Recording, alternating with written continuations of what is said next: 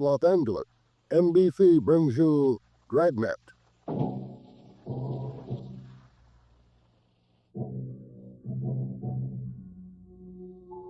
Ladies and gentlemen, the story you are about to hear is true. The names have been changed to protect the innocent.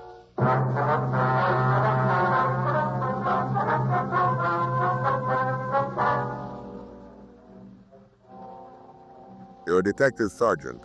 You're assigned to robbery detail. You get a call that a large market has been held up. You have a good description of the thief. Your job? Get him.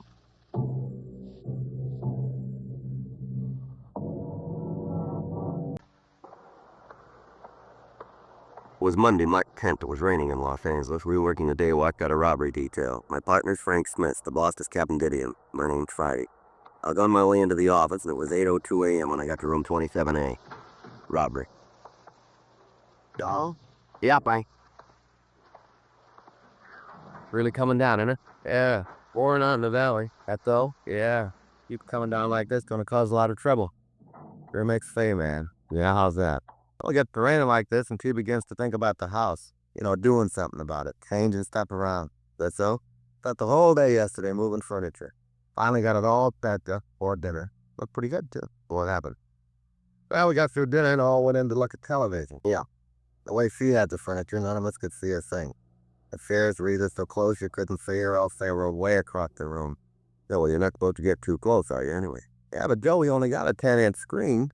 We got one of those big magnifiers on it, and if you get to one side, everybody looks like they got the mumps. I had to move all the stuff back the way it was. Hot shot, I'll get it. I get your Coke. We got one to roll on. What is it? Liquor store robbery. 8:12 a.m. We arrived at the scene of the holdup. It was a large liquor grocery store at the corner of San Marino Avenue and 6th Street. A radio unit was already there. Frank and I checked with him, and then we talked with the victim, Mr. Henry Alden. I was just standing there at the counter. This old guy came in, pulled a gun, told me he wanted the money. I gave it to him. He said in the phone that he was elderly. Is that right? Yeah, old guy. Must have been about 65 or 70. Real bum. How do you mean? Oh, he was dressed, you know, old clothes, real seedy. What if you tell us just what happened? Well, sure. Well, it was about 8 this morning. I opened up, and I was there making out the deposit slip for the bank. I walked in the back door and pulled his gun. Told me he wanted the money. Well, like I said, I gave it to him. Then he told me to get into the closet back there. Tell me to lie down on the floor. I did, and he had that gun for me right on my head. I did like he told me. I see. What happened then?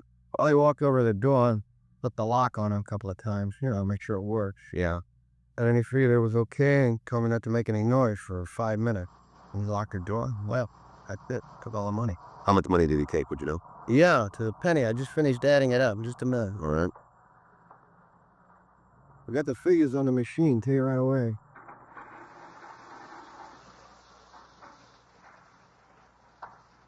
That is $5,200.52. That's pretty exactly. You said the guy came in the back door, then, right? Yeah, that's right. Well, were you open? I mean, was the door open for business? No, we weren't. You see, I usually don't open before 8:30. There's a back door open for deliveries, bread, milk, stuff like that. What did you give us a description of the man?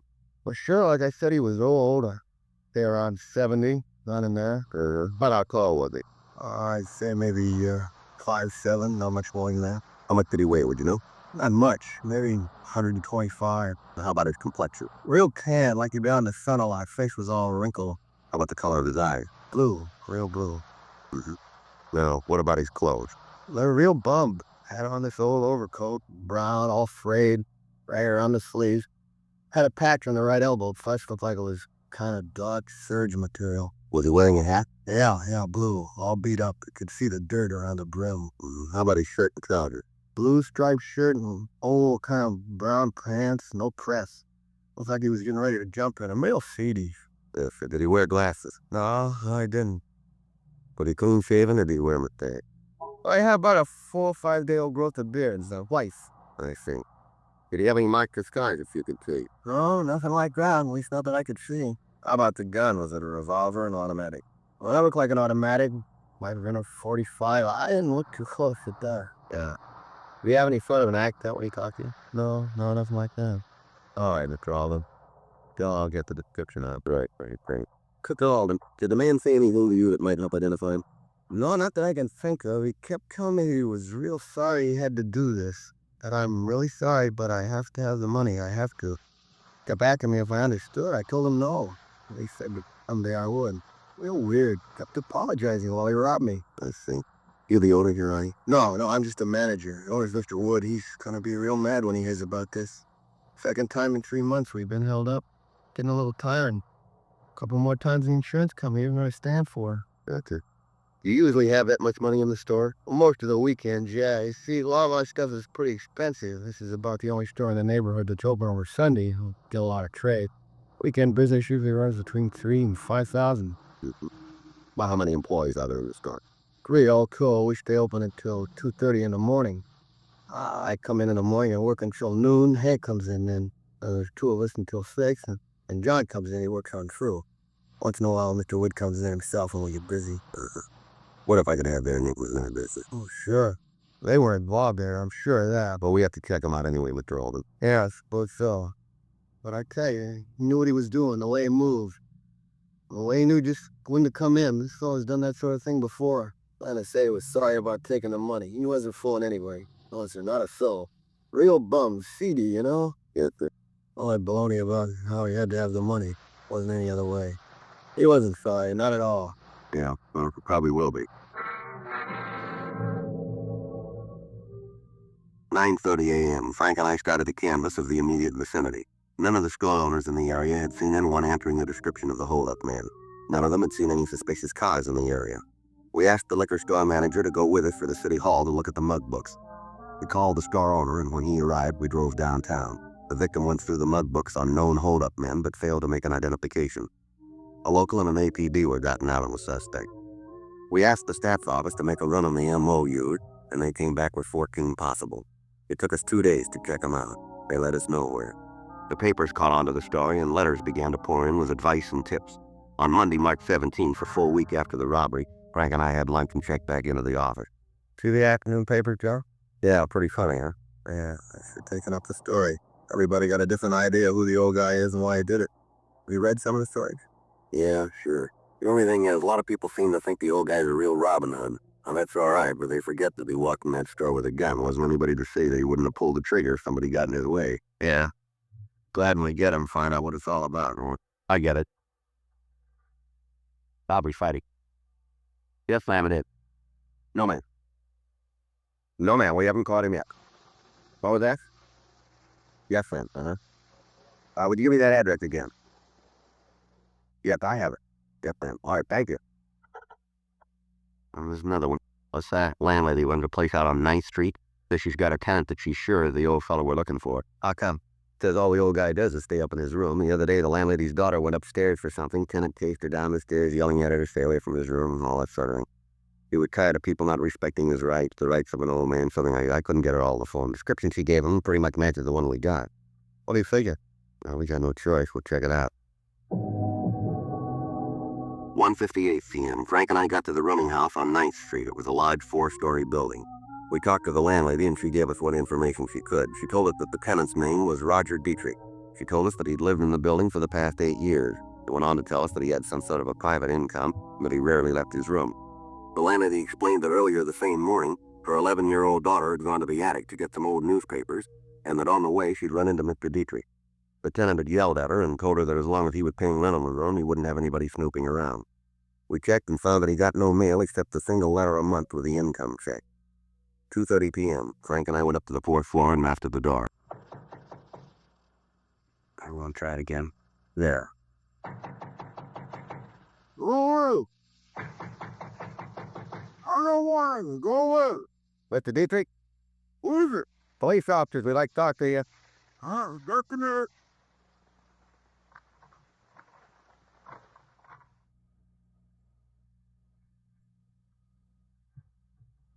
Who you say you were? Police officers, we'd like to talk to you.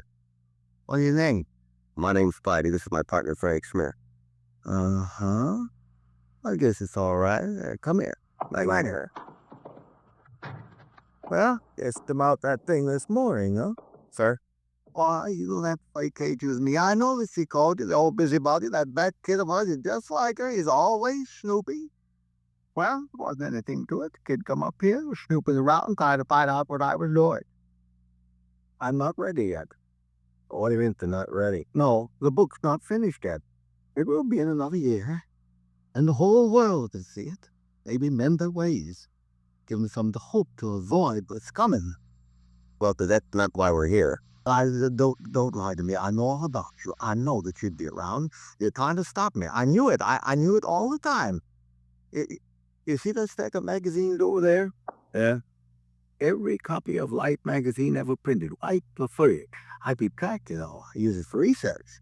Well, I don't quite understand it. That's for my book. Oh, yeah. Going to be in 5 volumes called The Evils of the Machine Age and Its Effect on Mankind. 5 volumes. That's the 5 volumes. Got the first 4 finished. Working on the last one now. That's how I knew you were coming.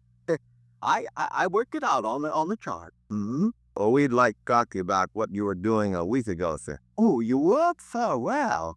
Well, yes, I did get on that. I knew it to be checking me. I knew it. I saw it in the chart. I'm getting close now. I was going to sit up and take notice. Right up. Yeah. Did you go out last Monday? Monday? Well, yeah. I went out to get some supplies. I got them come right back. Would you tell us what time of day that was? All night, sir. I always go out at night. Yes, sir. Where'd you get these? What are these supplies? Well, that's a little place down the street. Always buy things there. Very nice. Yes, sir. And the man down there would be able to tell us if you were there, wouldn't he? Oh, sure, yeah. Him and me had a talk about my book. I was really interested. We talk all the time. I just finished volume 4, about what's going to happen if the machine is allowed to continue. Oh, it's going to be terrible. I beg your pardon? The way the world's going, all these atom bombs, now the hydrogen bomb, gonna blow the world right away. Even if we stop there, things aren't going to be the same. They're all going to be different. All right. This is just nature.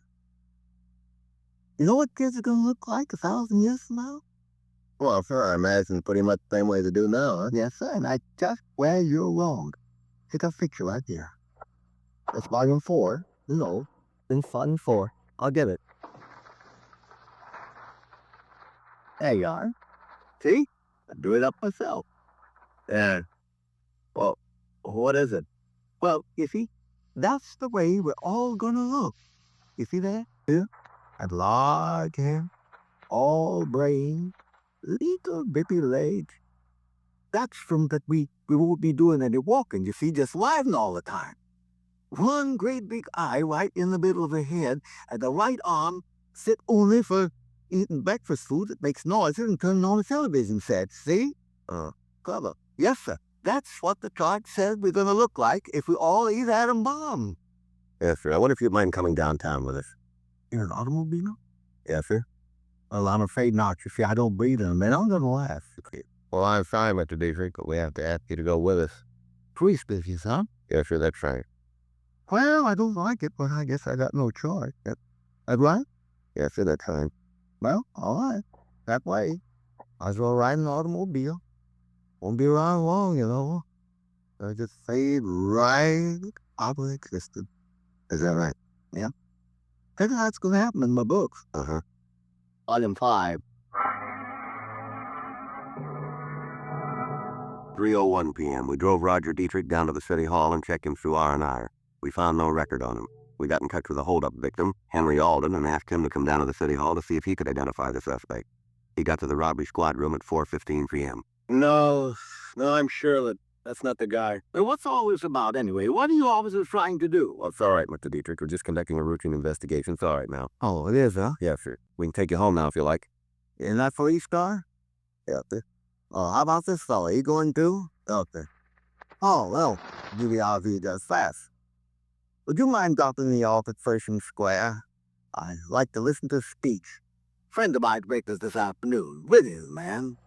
Oh my, he's already written 12 books. All on odd. That ODBS, odd. Like, what are the chances of a comet falling on your house? Or what are the chances of a certain horse winning the Kentucky Derby? All things like, brilliant man. Yes, sir. He's dead in books. Is that right? Yeah. Spend all his money on research. I got it.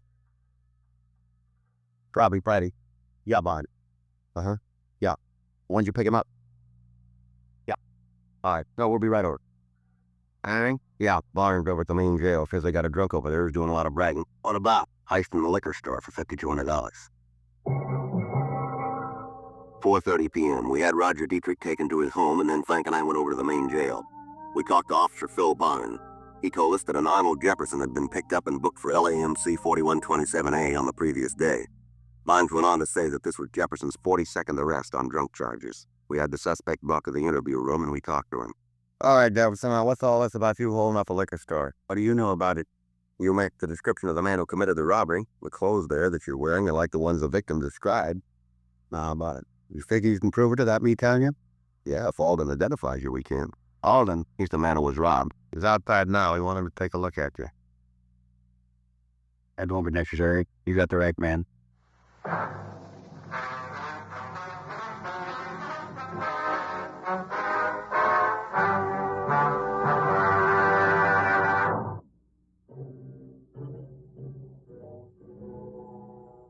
We had the victim, Henry Alden, look at the suspect, Arnold Jefferson. He identified him positively as the man who had held up the liquor store. We took Jefferson back to the city hall and checked him through R&I. He had no felony record. 7:30 p.m. We took him to the interrogation room. I knew you'd get me. Knew it all the time. Right, Ryan? Sure. I knew it even before I held up the store. You know, I didn't really want to do it. You know, I really meant it when I told him I was sorry about doing it. Really meant it. Mm-hmm. Guess maybe you find that kind of hard to believe. Well, suppose you tell us about it, huh? Yeah. I guess the best way would be to start from the beginning, huh? Yeah. First thing you should understand is I think basically that I'm an honest man. All my life I've never cheated anyone or taken anything that didn't belong to me. I've tried to live pretty much by the golden rule. Yeah. Sometimes, maybe lots of times, it'd be a little hard to do, but I did my best. Sure. Go ahead. I was born in the Middle West. Tiny little town. You've probably never heard of it. Isn't on much of the map. Went to school there through the 8th grade. Then I decided that I wanted to see the rest of the country. Worked my way through every one of the 48, every one of them. Did a lot of things, met a lot of people. That's right. Well, all that time, all my life, I never did anything real big. Nothing that I could ever tell anybody about and be proud. Nothing to tell people about. I'm 72 years old now. That's a long time to live and never do anything big. Long time. Mm-hmm. Came downtown one day, sat in the plaza in the sun, met some real nice people. People like me, people without much reason. Got coming down every day, sitting and talking, exchanging ideas. Found a lot of good friends. Most of them were alone. And I get being alone made it members of the same club. Got to be part of a lodge. 17 of it. Used to meet, talk about things, the way the world was going, how things look for the future, all things like that. Friends. Yeah, sick. How'd you get along all the time? How'd you live? Oh, I get a little pension from the state and I get along on. I don't need much. Mm-hmm. Well, one day I got to thinking about how I didn't really have anything big to remember. That's when I decided. You mean on the robbery? Yep. Decided that if I could get my hands on a lot of money, a lot of it all at once, I could have something. Now? So I started to figure. First off, I had to figure out what kind of a store to rob. Had to be one where I could get enough money. Thought about it quite a while. When I had that figured, I picked out the store. And then I, cased, is that right? Yeah, that's right. Well, I cased the store. Figured how I'd do it. And I figured that I'd have to have a gun. Got one of those little plastic ones. Bought the dime store, picked it up a shoe black. Couldn't hurt anybody, just plastic. Looked real, but couldn't hurt anyone. Of course, the victim wouldn't know that, would he? Yeah, I talked to Shedder about that. Worried about it a lot. About how if there's any trouble, it'd make it hard with just a plastic gun. Oh, and not that I wanted to hurt anybody. I didn't. But I got to thinking, what would happen if somebody got scared and thought it was real? Could be trouble there. Mm-hmm. No, not before I go any further. I want you to know that right at this point, I knew I was doing wrong. I knew it. Knew that I'd have to go to jail for what I did. Knew it, and it didn't matter. Had to be that way. Well, now, if you knew that, why'd you go ahead with the robbery? Wasn't any other way to get the money. At least none that I could think of. Believe me, I tried to think of one. I'd go ahead. And I held up the place, took the money, and then I made the man get in the closet. Did that so he wouldn't try to follow me. I was sorry about it. Tried to tell him, but I don't think he really believed it. Don't think he did. What'd you do then? I took a buck out the airport. Thought about taking a cab, but then I figured that I'd want to stay with as much money as I could so I could have it later. Yeah. I inquired around out there at the airport and found a place where I could rent an airplane. I paid for it in advance so there wouldn't be any trouble. Hired it to go to San Francisco. Round trip, both ways. You hired an airplane? Yep, big one. Carried 18 people. That's what I needed. Real comfortable seats, 2 motors. Had a girl came down the front. On the wall, I guess. All right, go ahead. Well, I took the bus back to town, and I started walking around the plaza.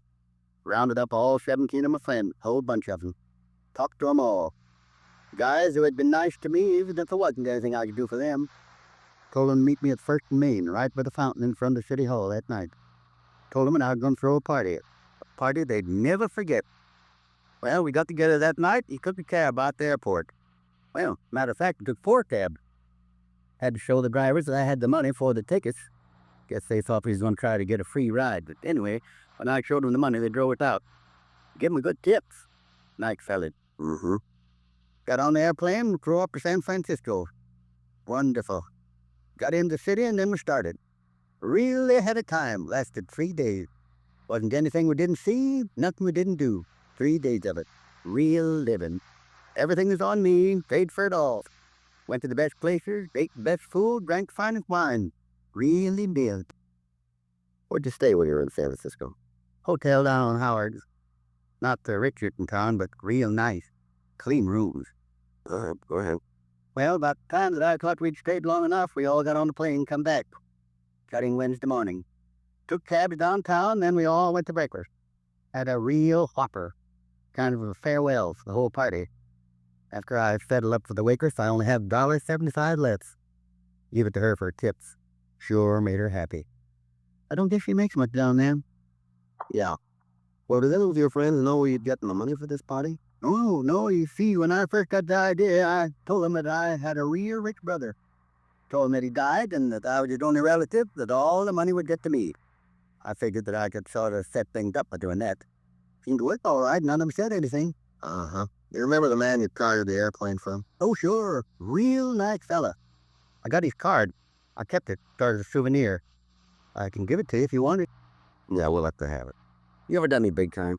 We? Oh, no, just a goose arrest. Lots of them. Yeah.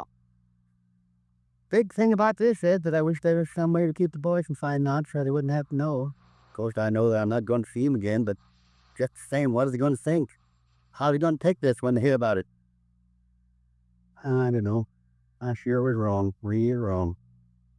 How long will they put me in jail for, you guys know? Well, it depends. Depends on what? What the court said.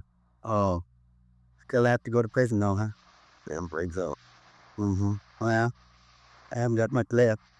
Guess no matter what the fate, it's going to be life for you. Well, if everyone's not going to decide that. Yes, I know. You guys been real nice.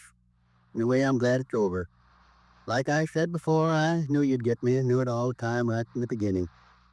Tried to figure out how to be when you did get me. What I'd say, how I'd act.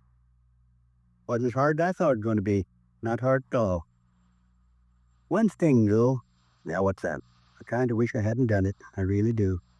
I keep thinking of my friends, how they're going to take it. You want to go? You're going to take me back now, huh? Yeah, probably we have to. Going to put me back in the tank? No, not this time. Upstairs? Yeah, up there. That means I'll have the cell all to myself. Be nice. I'd like to be alone. All right. You all set, Jefferson? Yeah.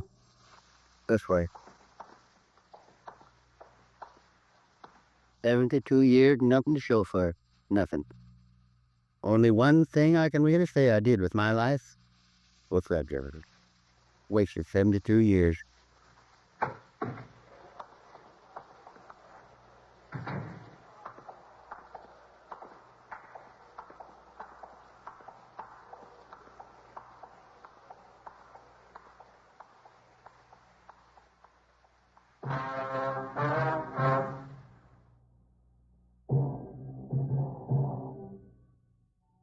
The story you have just heard was true. The names were changed to protect the innocent. On July 24th, trial was held in Department 89 Superior Court of the State of California in and for the County of Los Angeles. In a moment, the results of that trial.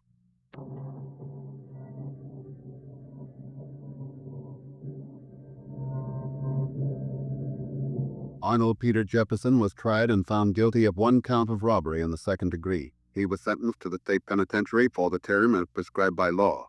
Robbery in the 2nd degree is punishable by imprisonment for a period of not less than 1 year.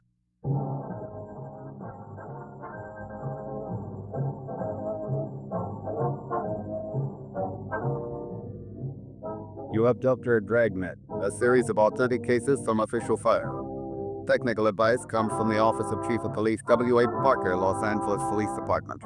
Technical advisors Captain Jack Donahoe, Sergeant Monty Wynn, Sergeant Vance Fleischer. Heard tonight were Ben Alexander, Vic Rodman, Ralph Moody. Script by John Robinson. Music by Walter Schumann. Hal Gibney speaking.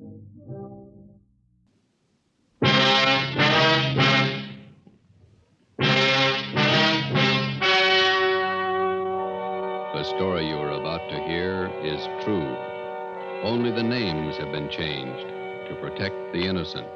Fatima Cigarettes, best of all long cigarettes, brings you Dragnet. It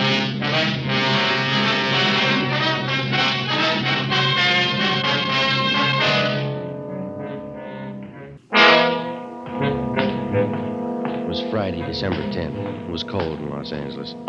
We were working the day watch out of robbery detail. My partner's Ben Romero. The boss is Thad Brown, chief of detectives. My name's Friday. It was 7:55 a.m. when I got to room 27A, robbery detail. Morning. Hi, Joe. Morning. Hi, Joe. Cold out, isn't it? Frank, what are you doing here this early? Can't you sleep? I'm waiting for something. Special delivery letter from my brother. One up in Frisco with the police department? Yeah. Only up there, they don't like it when you call it Frisco. Yeah. He's in robbery detail. Called him last night. All 3 kids had their tonsils out the same day. Thought it'd be nice to call, see how they were. All 3 at once. Yeah? Tonsils are nothing these days. How'd they make out? Good. They're home already. What's the letter got to do with it? Oh, well, my brother told me he was sending down some dope on 4 pretty rough characters. Thinks they're headed our way. Sending mugshots, too. You and your brother running a detective agency on the side? It's a little irregular. The official correspondence will come a little later. What do you know about the guys? Almost killed a man. I didn't get any details. It's all in the letter.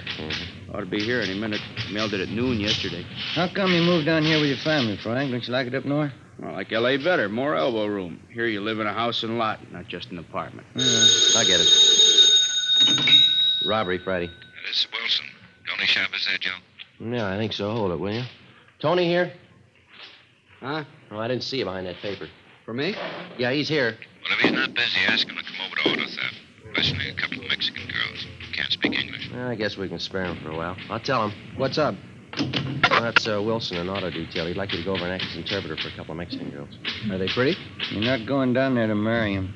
I'll bet you wow on the party. Nothing much doing. Slow day. They don't come often enough for me. If they did, we'd be out of a job. It was one of those rare, slow days. Killed a couple of hours going over the daily reports. Cleaned out the top drawer of my desk. Sharpened a few pencils. At 10:15 a.m., the special delivery letter came from Frank. He slit the top open with his pocket knife and shook out 4 mugshots. Here it is.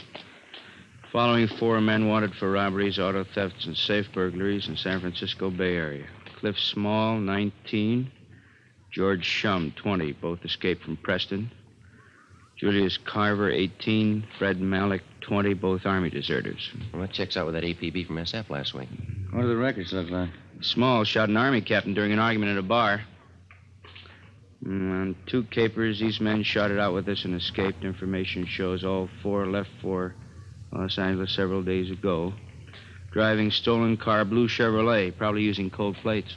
Let me see those mugshots. Here. Well, now we know who we're looking for. Brother, tell us where? Just a couple of nice girls that got mixed up with the wrong guys. You take a look at these pictures, will you, Tony? Oh, the mugs from San Francisco. Yeah. Says they're in a stolen car, cold plates. That's how these girls were picked up, in a hot car. Huh? They went for a ride with a couple of guys they met at a movie. When the car ran out of gas, the boys dug, the girls got picked up. Do they have a lead on the guys? No, not a thing. The young guys? Around 20. You think these might be the ones from Frisco? Well, let's talk to the girls. Come on. Frank, you want to cover the office? Oh, yeah, sure.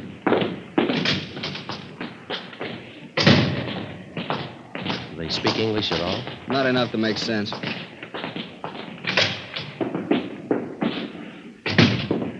That's Dolores, and this one is Marie. Sí. Señoritas, estos señores son empleados del robbery detail. Desean hacer a ustedes algunas preguntas. Nosotras no hicimos nada. Nada. She says they didn't do anything. I suppose they told you all they know already, huh? They're not much help. They say they don't know anything about the fellows they were with. Show them these. Ask them if they've ever seen them before. Yeah. ¿Conocen ustedes a estos individuos? Sí. Estos dos. Estos son los muchachos. Sí. Sí. These are the guys that took them out last night? Ask them. ¿Quieren decir que estos dos son los que las llevaron anoche? Sí, ellos son. Carver and Malik, the army deserters. Ask them to describe them, will you? ¿Cómo eran los muchachos? Ya les dijimos. Estuvimos en el carro todo el tiempo y estaba oscuro. Pero parecían muy guapos y hablaban bien. She says they sat in the car all the time. It was dark. But they looked very handsome and they talked nice. Where did the fellas pick them up? They told me in front of the Jubilee Theater, 2nd and Broadway. Yeah. And then what? The girls couldn't understand English, but they understood when the boys motioned them to hop in. ¿Han aceptado ustedes paseos con extraños antes? Por supuesto que no. María creo haberlos visto en la iglesia el domingo. She says no. Marie thought she recognized them from church Sunday. Pero estaba equivocada. But she was mistaken. Must have been some date. The boys couldn't talk Spanish and the girls couldn't talk English. Where'd they go on this ride, Tony? They don't know the streets. They just know they got to the beach, and then they turned around and were about halfway back when the car ran out of gas. Ask them again. See if you can get Marie here to talk. María. Sí. ¿Qué camino tomaron para ir a la playa? Yo no sé. Ay, María. Primero, paramos cerca de un hotelito. Esperamos mientras los muchachos llevaron a un perito y lo dejaron en su cuarto. She doesn't know, but she remembers they stopped near a little hotel. The girls waited while the boys took a little puppy out of their car and put it in their room. A puppy? Well, if they don't know where the hotel was, maybe they can tell us what it was near. ¿Qué edificios había cerca del hotel? En la esquina había una estación de gasolina. And she says there was a gas station on the corner. What else? ¿Qué más? Del otro lado de los rieles había 2 o 3 garajes. 2 o 3? Creo que sí, 2 o 3. She says across the car tracks there were 2 or 3 big garages. Yeah. Could be in the Westlake district. Lots of garages and second-rate hotels around there. Or East 1st Street? Maybe Grand Avenue and Pico. Pico. Pico. Ahora me acuerdo. Esta calle era Pico. We took the girls with us and drove out to Grand and Pico, and then up and down Pico slow until the girls pointed out a hotel just south of Flower. They weren't sure. Ben and I got out. We walked up to the hotel desk. The clerk was just starting to vacuum. We're looking for Julius Carver and Fred Malik. Are they staying here? What's the name? Can't hear you over the vacuum. Julius Carver and Fred Malik? No, not here. Police officers. You take a look at these pictures? Well, it could have been 2 of the boys who checked out this morning, but they didn't look as tough as this. How many were there? 4. Here are 2 more pictures. Have a look, please. Could be. About the right age. How long did they stay? Just 2 nights. Did they have a pup with them? What? I said they have a pup with them. Puppy dog? Yes, they did. Yes, sir. A little collie pup. Did they pay up? No, they skipped out, owing me 2 days. Can we see how they registered, please? Shut off this dang vacuum. Person can't hardly hear himself think over that racket. Now, you want to see the register. We use cards here. All right, sir. Let me see. Now, here they are. Bob Reynolds, Jack Sharp, Jim Smith, and William Grant, Las Vegas, Nevada. I must have picked those names out of a hat. They say where they were going? No forwarding address. Did they write these cards out themselves? You bet they did. That's the law. You mind if we borrow them for a while? We'll have them photostated and returned to you. We're supposed to keep them, you know. You'll get them back. I like to do everything legal. Are those boys in some kind of trouble? They leave anything in their room? They did. It's all in the vacuum. If they happen to come back, give us a ring, will you? Here's our card. Robbery detail. Who'd they rob? They took you for 2 days' rent. It was 2 p.m. when Tony Chavez picked us up. He had Frank O'Donnell with him. We stopped at a dairy lunch, and I called the office, and we split up into 2 teams. While Tony and Frank checked parking lots in the neighborhood for stolen cars, Ben and I ran down the other hotels. In the next 3 hours, we talked to a dozen desk clerks and rooming house managers. Always the same answer, no. 5:30 p.m., we tried the Achilles Hotel on Grand Avenue. We walked into an overheated lobby crowded with modern furniture. There were a couple of canary cages in front of the faded wall tapestries. The desk clerk was a woman in her early 40s. Good afternoon, ma'am. Police officer. Police officers. Walter! Walter, will you see what these policemen want? We'll just take a minute. We'd like to know if you recognize these pictures here. No. This one? No. No, we only take in honest, hard-working men. Sure. Don't like anybody lazing around the rooms all day. It keeps me from cleaning up. If your room has got a collie pup. A dog? I'd die before I'd allow a dog in this house. Well, if these fellows with a dog try to rent a room, would you please phone us? Here's the number. Millie. Now, get on back in there, honey, where it's nice and warm. Go on, Millie. Go on. Millie's on the nest now. Yes, ma'am.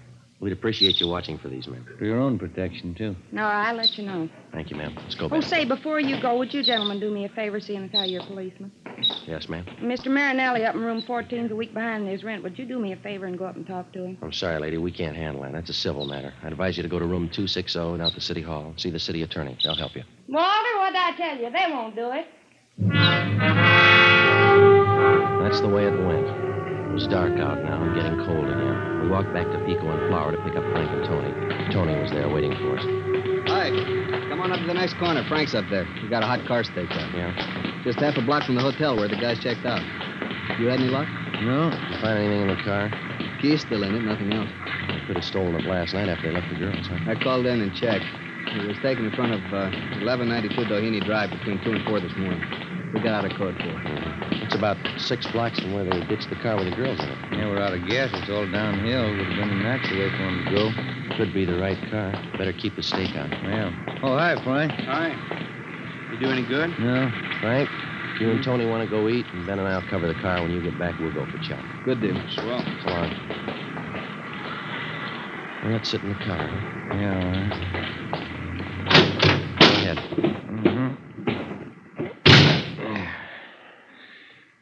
Get the radio on. Want a cigarette? No.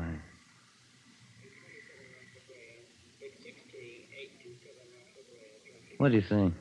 I don't know. Maybe it's the same guys, maybe not. Same neighborhood. A couple of things might tie in. Yeah, can't be sure. We're really making headway. About all we know is they're in town. Yeah, and it's a good-sized town. Right now, it's the biggest in the world. 7 p.m. We knew the 4 gunmen were in town. We knew they'd been seen.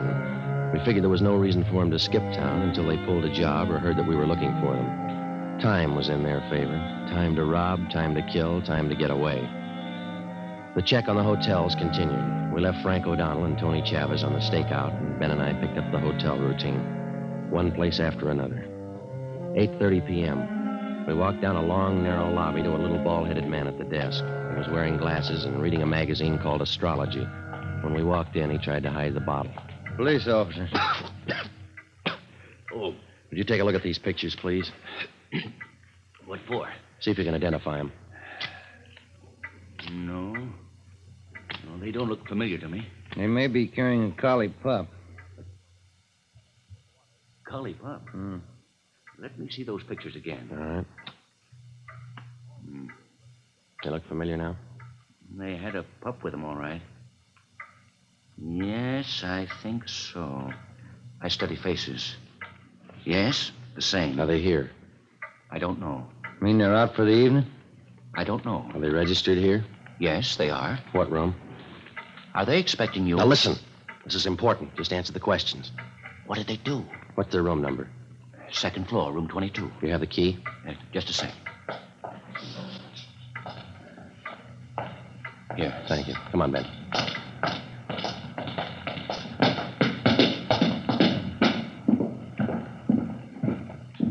Cover me, huh? Yeah.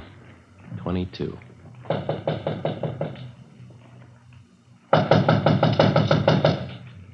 Give me the key.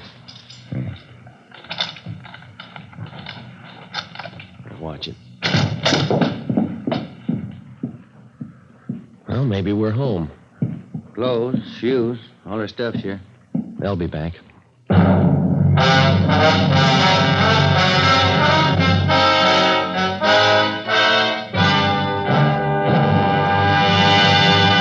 You are listening to Dragnet for the step-by-step solution to an actual police case. Here, step by step, are the reasons why Fatima has more than doubled its smokers from coast to coast. Step 1. The name Fatima has always stood for the best in cigarette quality. Step 2. Long cigarette smokers discover Fatima has a much different, much better flavor and aroma. Step 3. Long cigarette smokers find Fatima extra mild.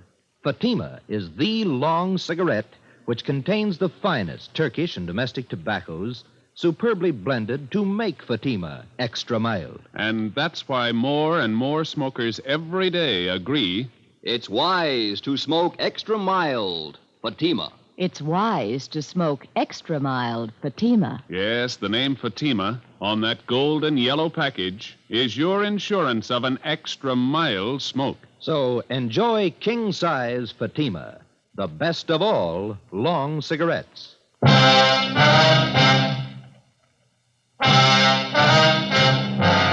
In the files of the Los Angeles Police Department, there are countless case histories that never got space in the daily newspapers. The case of Cliff Small, George Shum, Julius Carver, and Fred Malik was one of these. 4 young hoodlums wanted for a series of robberies and petty burglaries. These men were armed, and they'd shown that they wouldn't hesitate to shoot. By comparison with the sensational crime headline, the news value of this story rated an inch of type on the 4th page of the 2nd section. Yet the line separating these 4 young thieves from banner headlines and back page space is much thinner than the average citizen realizes. The danger in a criminal case isn't always determined by the space allotted to it in the newspapers. Many a peace officer's name has appeared in the obituary column of the same newspaper that allotted 1 inch of back page space to the crime story that was considered unimportant. I phoned the office and asked for 2 men to cover the stolen car. As soon as the replacements arrived, Frank O'Donnell and Tony Chavez left the stakeout on the stolen car and joined us at the hotel. It was 8:55 p.m. When do they due back? Any idea? No, sir. I told these other officers. I did tell you, didn't I? Yeah, you said they were out for the evening. That's it. I knew I told you something. Was it you two? Or was it you two? It was this fella and I. Oh, yeah. I don't remember things I say so good, but I know faces, things. Are you the manager here? Oh, no. This place belongs to Claude. Claude who? Tinney. Then you're in charge now. Only when Claude's not around. This is one of his places. Where are we going to stake out, Joe? Not enough room to turn around in this lobby. That's what I've been telling Claude. Claude Tinney. This is one of his places. Yeah, maybe you better leave that bottle alone till we get this straightened out, huh? Oh, no. I don't hit it heavy anymore. Just a little nip now and again. Drafty in here. Any idea where we can wait for these fellas and keep an eye on the lobby? No, not enough room in this lobby to turn around in. I've said that to Claude. Yeah, we know. Hey, clerk, where does this door lead to? No, don't go in there. Is there a light in here? I save old bottles. Ragman gives me a penny each for them. Is that a storage room? What's that? That room over there. Oh, that's the linen room. We keep all the linen there. That's about the only place there is, Joe. Unless we want to wait out in the car. All right, we'll wait in there. There's a couple of chairs in there. I'll send the boys back when they come in. Be better if you tell them nothing. How are they going to know you're here? We'll tell them. You just don't say anything. All right, sir. Now then, if I can just have your names, I'll see that the boys get the message. Now, look, mister. You just sit there and read your magazine. Don't say anything. You got that? Okay. That's the way you want it. Come on, let's go.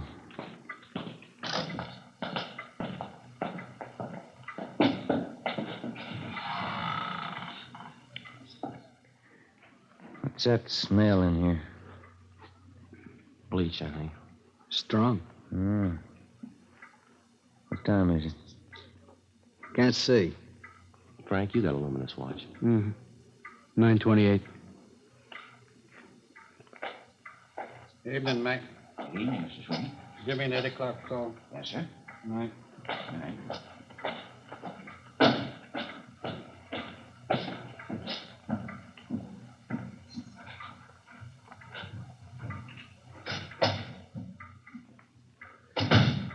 That smell's giving me a headache. Air's bad in here. Yeah.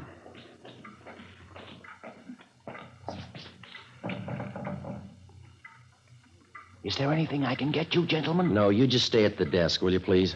Say, Claude Tinney's his name. He's the manager. Remember you asked me about that? Yeah, we know. What do you want him for? Look, you're going to have to stay away from this door. We don't want him to know we're here. Okay. That's the way you want it.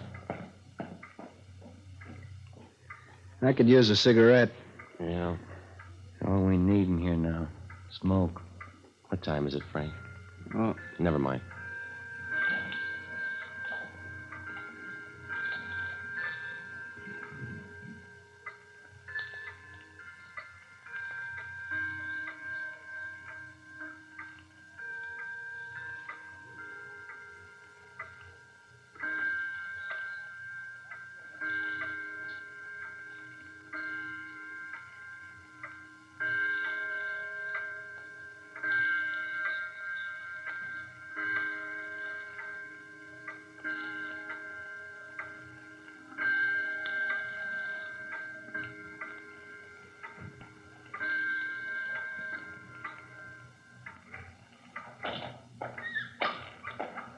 That's it. There's two of them. Ben, you come with me. Frank, Tony, stay here. right. All right. We're checking out tomorrow. It's Carver and Malik. Let's go, Ben. Yeah, come on. Now, get your hands up. Hey, what's going on? Stand still. Okay. What's the beef? Frisk 'em. Mm-hmm. There's a .380 automatic on Carver. 38 caliber revolver in this hip pocket. Another 38 on Malik. I'll hold it. That's it. Put out your hand. Let me have your cuffs, Joe. Here you go. Where are your pals? What pals? Cliff Small and George Shum. We know you're running with them. If you know that, you know where they are. How old are you? 18. What's your name? Fred Malik. I'm 20.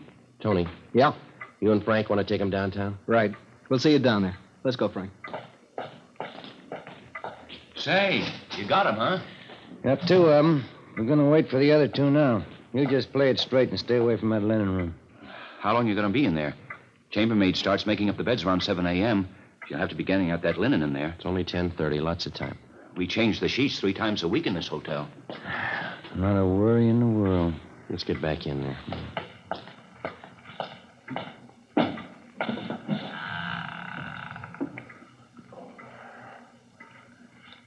I know what that smell is in here. Lysol. Yeah. Oh, I forgot about that pup. That'll be the tip-off. I'll go get him. All right, come on, little fella. Here we go. Come on, boy.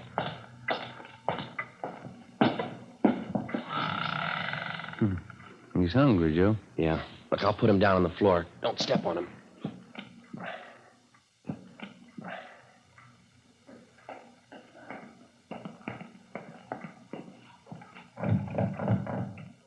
Yeah, what do you want? Are you going to wait for the other 2 boys? Yeah, will you get away from the door? Say, I want to help you all I can. Yeah. That fuzzy little pup of theirs, he's running all around the lobby. Yeah, we've got him in here. Yeah, you better go out there and get him. He's barking. It'll tip him off. Yeah, all right. Now go on back to the desk. All right, then you stay in here. I'll see if I can catch him. He comes around here again, he'll have to wait in here. Let me see your watch. No? Must be around 11. Yeah, must be.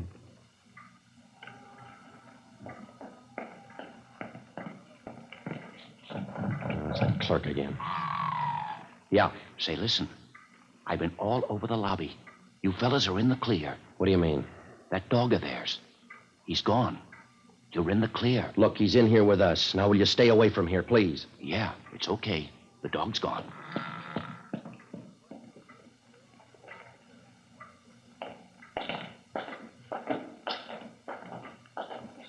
Hey, Pop, give me the key for room 22. Yes, sir. That's their room. Come on. Yeah. Get your hands up. Watch him, Joe. Wait a minute, you. You hold it. Get your hands Come off on, me. Get your hands up. Oh, you didn't have to slap me. You didn't have to pull that gun. All right, now over here. Stand still. 38 revolver on this one. Here it is, 45 Colt. What's your names? I'm Cliff Small. He's George Shum. How old are you? 19. Cops? We weren't. You'd be in a lot more trouble than you are. That's all of them. Yeah. Now let's feed that pup. 12:15 a.m. We took the prisoners down to the city hall to the interrogation room. Tony Chavez and Frank O'Donnell were there with the other two, Carver and Malik. While Ben helped question the suspects and made out the necessary reports, I went across the street to the Federal Cafe. I picked up 2 10-cent bottles of milk and a few slices of bread. Look at him go. He was hungry. Yeah? How'd you come out? Well, I got it all here. Let's see. 4 stolen cars, 8 known robberies in San Francisco they copped out to. 3 jobs in Portland they admitted. You remember that Bakersfield liquor store holdup about 4 weeks ago? A Watson job? They pull that? Yeah, probably a lot more. They haven't told us all of it yet. Got out an APD. We'll probably get a lot more wants on them. Well, that's it. None of them are even old enough to vote yet, but they've committed practically every crime in the book. Just one thing more left to work out. What do we do with the pup? How about the SPCA? They'll find a home for him. No, not this little guy. Why don't you take him, Tony? You got kids. You got a deal. Aquí, perito. Tu madre era cole, pero de hoy en adelante eres perro policía. Translation. Your mother was a collie, but from now on you're a police dog.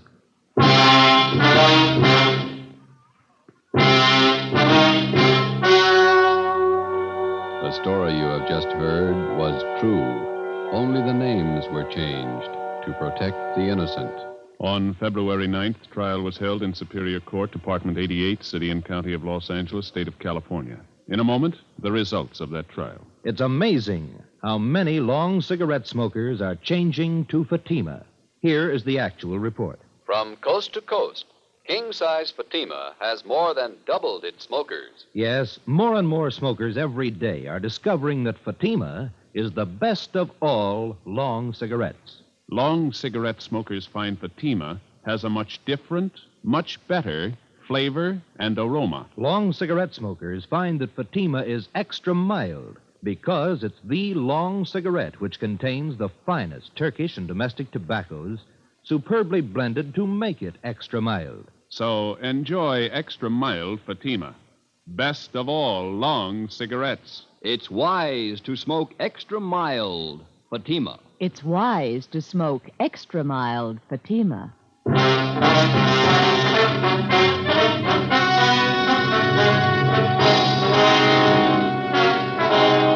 Clifford Small, George Shum, Julius Carver, and Fred Malik were released to San Francisco authorities where they were tried and convicted on 8 counts of robbery in the first degree. A hold was placed on them by the state of Oregon. They are now serving their terms in the state penitentiary. You have just heard Dragnet, a series of authentic cases from official files. Technical advice for Dragnet comes from the Office of Chief of Police, W.A. Wharton, Los Angeles Police Department. Fatima Cigarettes, the best of all long cigarettes, has brought you Dragnet from Los Angeles. Tomorrow, hear the Ronald Coleman's charming series, The Halls of Ivy, on NBC.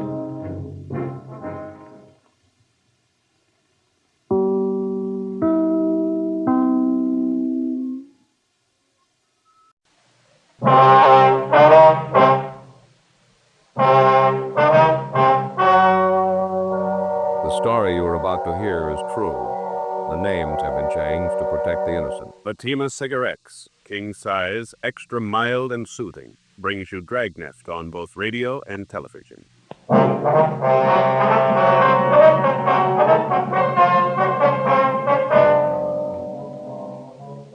You're a detective sergeant.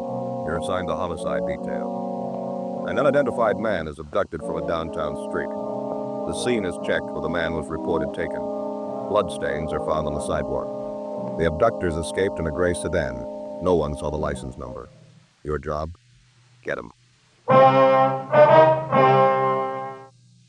Compare Fatima with any other king-size cigarette. Yes, compare Fatima with any other king-size cigarette. 1. Fatima's length filters the smoke 85 millimeters for your protection. 2. Fatima's length cools the smoke for your protection. 3.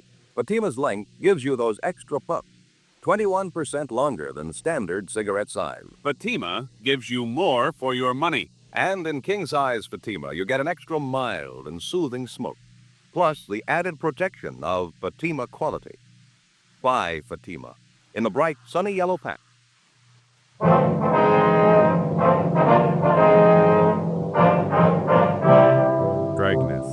documented drama of an actual crime. For the next 30 minutes, in cooperation with the Los Angeles Police Department, you will travel step by step on the side of the laws through an actual case transcribed from official police file. From beginning to end, from crime to punishment, Dragnet is the story of your police force in action.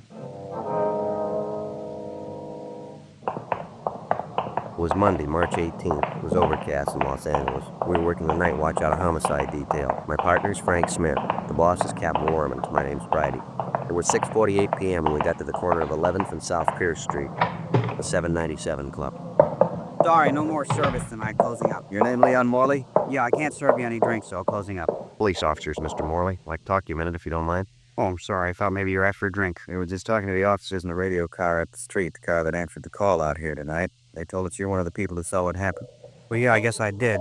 I saw part of it anyway. Lousy deal, kind of thing makes your ulcers puff. That's why I'm closing down early, going home. We're following through on the investigation, Mr. Morley. I'd like to have you tell us everything you know about it, if you would, everything that you saw. I told the cops in the radio car everything I know. It was about 6 o'clock, and I heard this big commotion out in the street. I didn't know what it was. Sounded like somebody was hurt. I went out and took a look.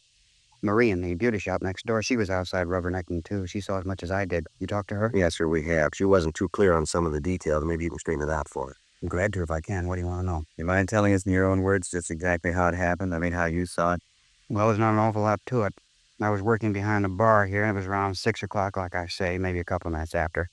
I was just fixing up a round of drinks for some fellas when I heard this noise outside. Yeah. Didn't know what it was at first. Sounded like somebody screaming like they were hurt. You said you heard this commotion outside the bar about 6 o'clock. Yeah, that's right. Well, I didn't go out right then. I finished mixing the round of drinks.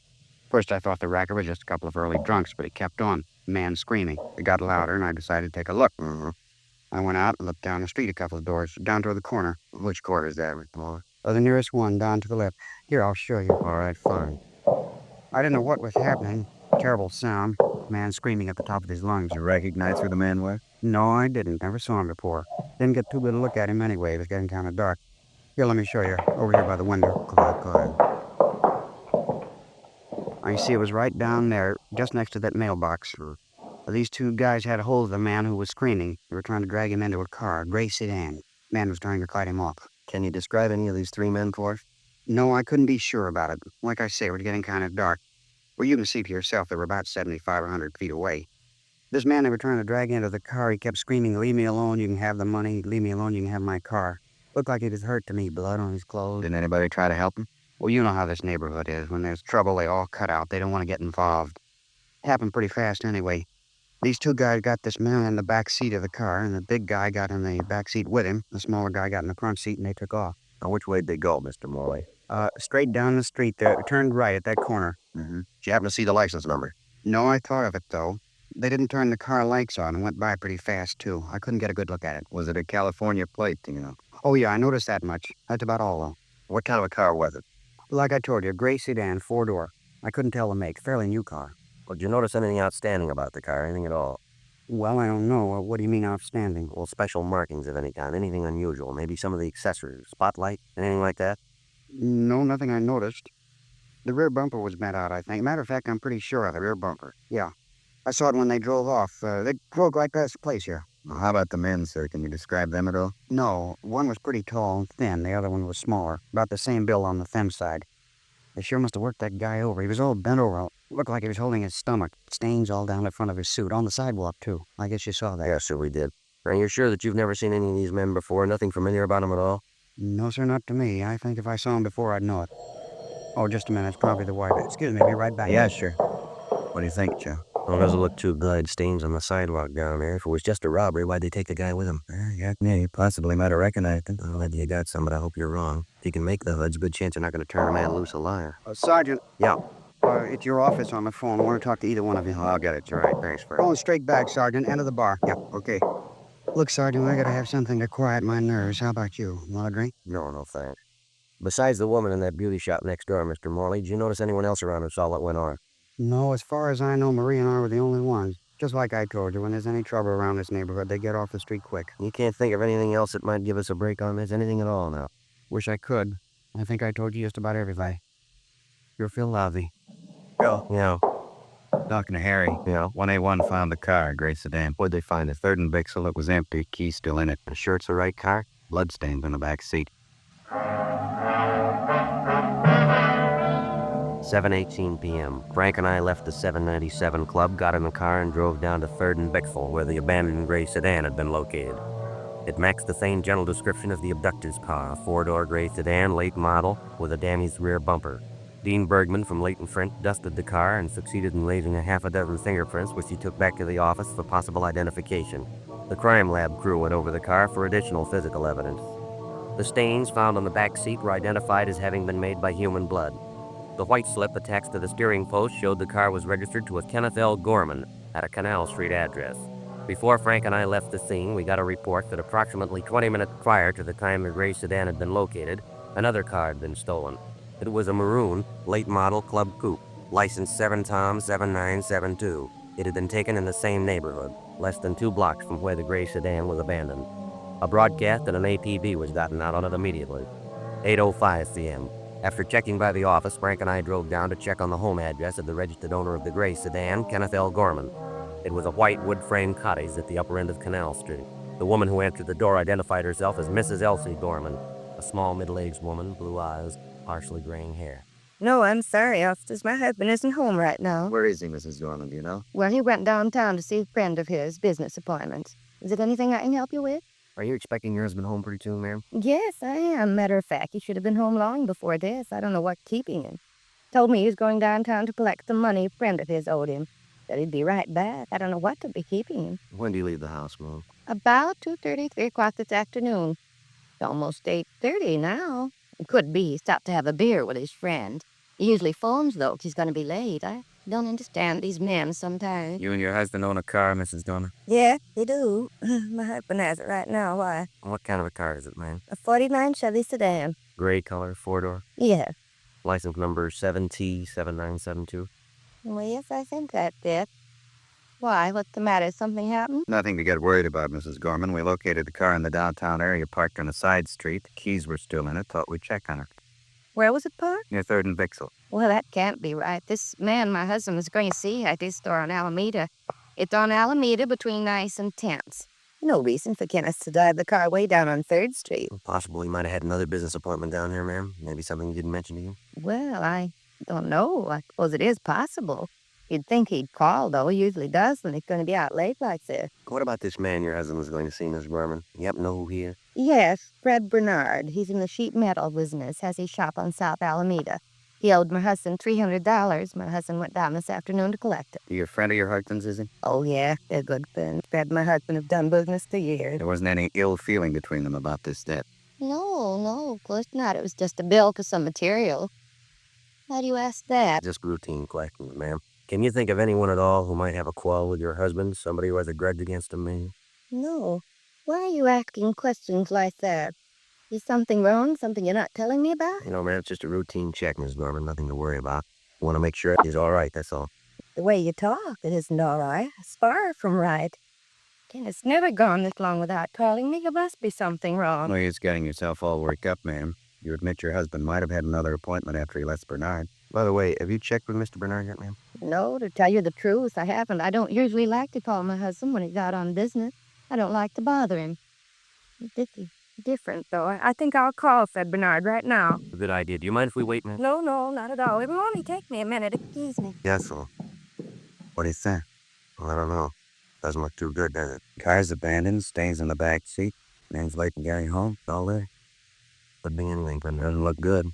Sergeant? Yes, ma'am. I just talked to Fred Bernard. He said my husband's been there and left. What time did you leave, Bernard? About 3:15, 3:30. Fred Bernard paid my husband the $300 he owed him, and my husband left. Fred told me my husband asked him if he wouldn't have a glass of beer with him, but Fred said no, he was busy. So my husband said all right, he was going to have a beer at home. Told Fred he was going right home. That was at 3:15 this afternoon. That's weird. There must be something wrong, I know it. It just isn't like my husband. He wouldn't leave the car like that. If he was late, at least he'd call me. Oh, would you excuse me again? I've had the dinner on the stove. Boil away to nothing. I want to turn it off. Yes, ma'am. Go right ahead. I hope it works out all right. Seems like a nice woman. Oh, she does. Sure doesn't figure, does it? He's had plenty of time to get home. No reason why he shouldn't be here by this time. Well, I can think of two. Yeah? An empty car and $300. We continued interviewing the wife of the missing man, Kenneth Gorman, and she told us that occasionally he did some drinking at neighborhood bars. She also told us that when her husband drank quite a bit in public places, he was over-friendly and liked to brag and flash money. Mrs. Gorman got on the phone, contacted all their friends and relatives who happened to be home, but none of them had seen or heard from Mr. Gorman that day. Before Frank and I left, Mrs. Gorman gave us a complete description of her husband, the clothing he was wearing, and also a recent photograph of him. We called Fred Bernard, the friend of the missing man, the last known person to see him, and told him that we'd like to talk to him. He told us that he was working late, getting on a rush order, and that we could find him in his shop. 9:05 p.m. We located Bernard at his shop on South Alameda. Won't take long, will it? Awful rush today. Won't take long, sir. Did Mr. Gorman give you any idea where he was going when he left here this afternoon? Oh, just like I told his wife on the phone. I paid him the money I owed him. He asked me if I wanted a beer, took a rain check on, and he left. Went right out that door there. You seem worried about anything, Mr. Gorman? Oh, not that I could see. Seemed all right to me. Had he been drinking, do you know? No, couldn't say. If he was, I couldn't smell it on him. Is there anything unusual about him at all? Anything out of the ordinary? Oh, the same old Ken. Pretty good mood when I paid him. $300 cash. You're all dressed up. I guess you might call that unusual. How do you mean unusual? Well, Ken's like me. Working man, not much of a dresser. Usually find him in working clothes. I think it's the second time I ever saw him in a suit. A new one, too. Looked nice on him. He didn't give you any indication at all where he might be going, did he? No, he just collected his money and went out. I thought maybe he was going home. What did Miss Gorman tell you? Did you have any idea where he is? No, sir. She told us he came down here to collect some money. She expected him right home. We're not trying to be nosy, Mr. Bernard, but how do Gorman and his wife get along? They pretty happy together? Yes, I guess you might say that. Get along as well as you could expect us to. What do you mean by that? Nothing. Ken's he's a fellow who likes his nightlife. Wife's just the opposite, quiet time. Almost left him when. Guess they're getting along pretty good now, though. Why'd she almost leave him? Would you happen to know? Well, she found him out with a girlfriend. Matter of fact, she caught him at a terrible row. Couldn't understand any of it. The girlfriend wasn't much at all, real lush. Know the girl's name? Yeah, I met her twice. Named Elaine something. She works at a cafe 3 blocks from here. Real lush. She sure took me. You know if Gorman's been seeing her lately? Well, he says he hasn't been. I don't know. I never can tell when he's drinking, though. Didn't his wife mention the girl at all? No, I guess she wouldn't. It's been a terrible thing for her when she found out. Terrible. How long ago was all this, Mr. Bernard? I mean, this affair Gorman had with this girl. Oh, 6 weeks, maybe 2 months ago, just about that. I tell you, it was the queerest thing I ever saw. Ken has a nice, quiet wife of his at home. They get along fine together, never fought, never quarreled. And he picks up with his girl Elaine, sure different. How's that? Real mean girl, 2 of them fought all the time. 9:40 p.m. We left Fred Bernard at his shop, drove to the restaurant where Gorman's girlfriend reportedly was working as a waitress, and we checked with the manager. He told us a girl by the name of Elaine Summerall had been employed there, but that she'd been fired for drinking on the job. He also told us that he had reason to suspect that Elaine Summerall was not the girl's true name. We showed the cafe manager a picture of Mr. Gorman, and he identified it. He said Gorman had been in that afternoon inquiring about the Summerall girl. Gorman had asked for the girl's forwarding address, but the manager told us that he'd thrown it away. We left our card with him and asked him to contact us immediately in the event the girl returned. 10:18 p.m. We drove back to the city hall and checked in at the office. We ran the name and description of the Summerall girl through R&I, and they told us they had a Summerall girl in the files who answered the description. Elaine Summerall, alias Elaine O'Donnell, alias Elaine Shellman. There were wants out on her for forgery, 3 counts, and grand theft merchandise. We signed out of the office, went across the streets to the Federal Cafe, and had a sandwich and a cup of coffee. Wouldn't look so rough if it wasn't for the stains they found in the back seat of that car. Hard to get around it, points to more in robbery, doesn't it? Yeah, Mo sure strikes me pretty funny, pulling the man off his street like that. Must be either hard up or crazy, huh? Double Cafe. Friday? Yeah. Phone. Right, thank you. I'll be right back, Frank. Yeah, Friday calling. Yeah, Glenn. Where? How long ago? Yeah, I see, huh? There wasn't, huh? Yeah, we'll roll on it right now. Tell him we're on our way in, will you? Yeah, right. Thanks, Glenn. Bye. Yeah? Chandler. We just found the maroon coupe, the one stolen in the neighborhood where Gorman's was dropped. Where'd they find it? Picked it off going up through Lancaster, sheriff's deputies. Did it look good on our job? Well, there were 2 men in the car. One of them had a knife, bloodstains on their clothes, all over the inside of the car. How's it figure? It doesn't. Not a scratch on either one of them.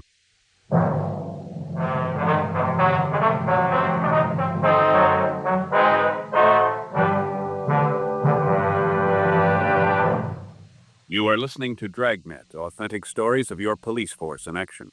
Friends, because of its quality, its extra mildness, its better flavor and aroma, More smokers coast to coast are switching to king-size Fatimas every day. Yes, more smokers coast to coast are finding that in Fatima, the difference is quality. Now here's the practical way to prove Fatima quality yourself. Compare Fatima with any other king-size cigarettes. 1. Fatima's length filters the smoke 85 millimeters for your protection. 2. Fatima's length cools the smoke for your protection. 3. Fatima's length gives you those extra puffs, 21% longer than standard cigarette size. Fatima gives you more for your money. And in king-size Fatima, you get an extra mild and soothing smoke, plus the added protection of Fatima quality. Remember, more and more of your friends are switching to king-size Fatimas. Compare them yourself. King-size Fatima, extra mild and soothing, plus the added protection of Fatima quality. Look for the bright, sunny yellow pack. Buy king-size Fatima.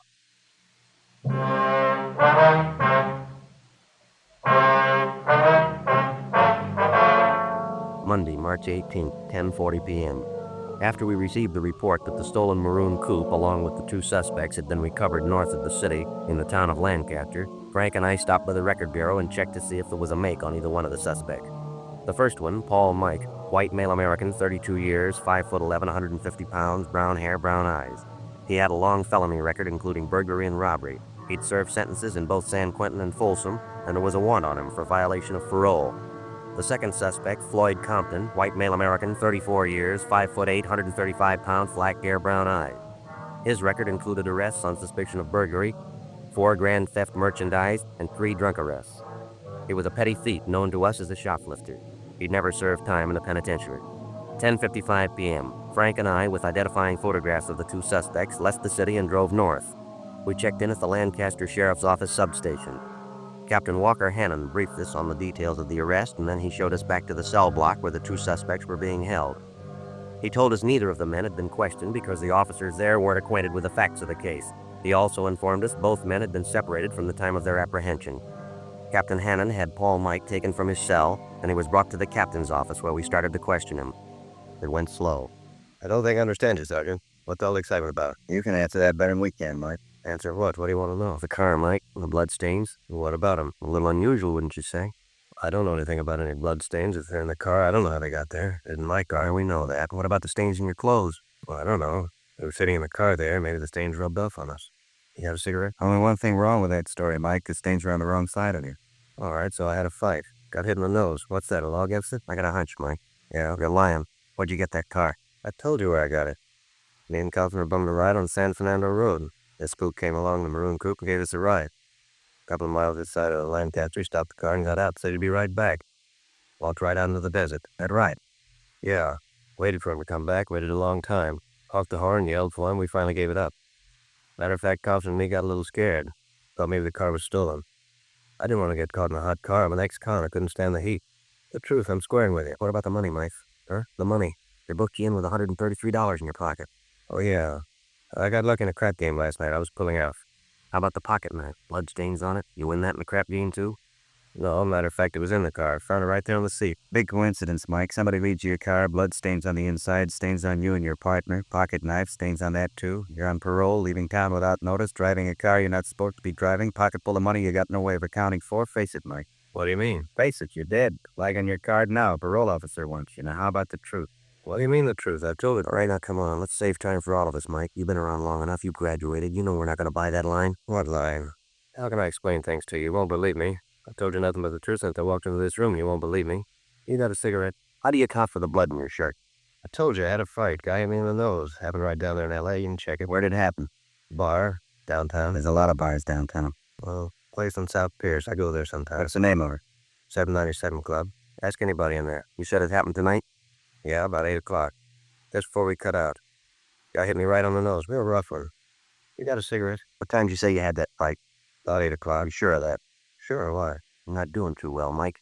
Well, what's the matter? We were at the 797 Club tonight. We talked to the owner. So what? We were there at 6:35. He locked the place up and went home at 6:45. He was sick. 797 Club? Yeah, that's right. Now, where were you at the time of the robbery? I want an attorney. I'm not saying anything else, trying to frame me. Take me back to my cell. Any way you want it, Mike. Let's go. I'll say you just tell them the truth and I don't believe you. How about that cigarette? Captain, would you have the dealer return this one and bring in top? How about that? He couldn't tell the truth if it helped to. What if we do better with his partner? Well, we're gonna have to. We know we're on the right track. The big question is, what have we done with Gorman? Big guess. 1,000 places they could have dumped him between here and L.A. Oh, I hate to make book on his chances. Everything points to a killing, doesn't it? Mike looks like one who can handle it. Come on in, Common. Over here. Sit down. Yeah. My name's Friday. This is Smith, my partner. Hi. Branched out of your class, haven't you, Compton? Running with the big time here? What do you mean? We haven't done anything. Robbery, kidnapping, grand theft auto. You're moving pretty fast. Didn't Mike tell you this guy gave us a ride? He stopped the car and walked away. We didn't steal the car. Thought the guy was lost. He drove in here to get help. Let's take it from the top. Where'd you spend the day? Who were you with? Mike. You stayed overnight with me. Both slept till about 2 o'clock, got something to eat, went to a show. Got out about 5. What'd you do then? Went to this bar downtown. Didn't Mike tell you? You were with him, weren't you? Sure, I was with him. He'll tell you that. He did. You didn't do anything wrong. No. Then what are you worrying about? Let's forget Mike now. You level with us, will you? You're getting it straight. I didn't do anything. Mike says he can't stand another beef. Can't afford it. I'm 2 up right now. I know that. Well, we believe him, Compton. Mike's done too much time. Couldn't make another trip easy. We think he's telling us the truth. Well, so am I. What are you getting at anyway? All right, now let's get on the bandwagon when you can. We don't need you, Compton. If you talk or not, it doesn't make any difference. Just a minute. Can I talk to Mike? All right, we'll give it a try. Frank, you want to ask it? Yeah, okay. Be right back. Now let's pick up where we left off. The bloodstains on your clothes, stains inside the car. Where'd they come from? Mike told you, didn't he? Yeah, you tell us. What for? Why can't I wait till Mike gets here? All right, what about the money? You want to explain about that? Nothing to explain. I saved it. What kind of work do you do? Odd jobs around town, any place I can find it. You say you got up at 2, you had something to eat, you went to a show, and you got out about 5 o'clock. Is that right? Yeah, that's right. When'd you go to the 797 Club? Right after the show, about 5 o'clock. How long did you stay there? About an hour, till about 6 o'clock. Anything unusual happen while you were in the bar? What do you mean? Anything unusual, anything out of the ordinary? No, Mike and me sat there, talked, had some drinks. Pretty dead place. Decided to take off for Reno. Mike's got a friend up there, good friend.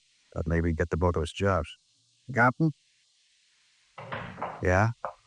Where's Mike? I told him you wanted to talk to him. He said he didn't want to see you. I took him out to feed him. Told me to tell you he'd see you in court.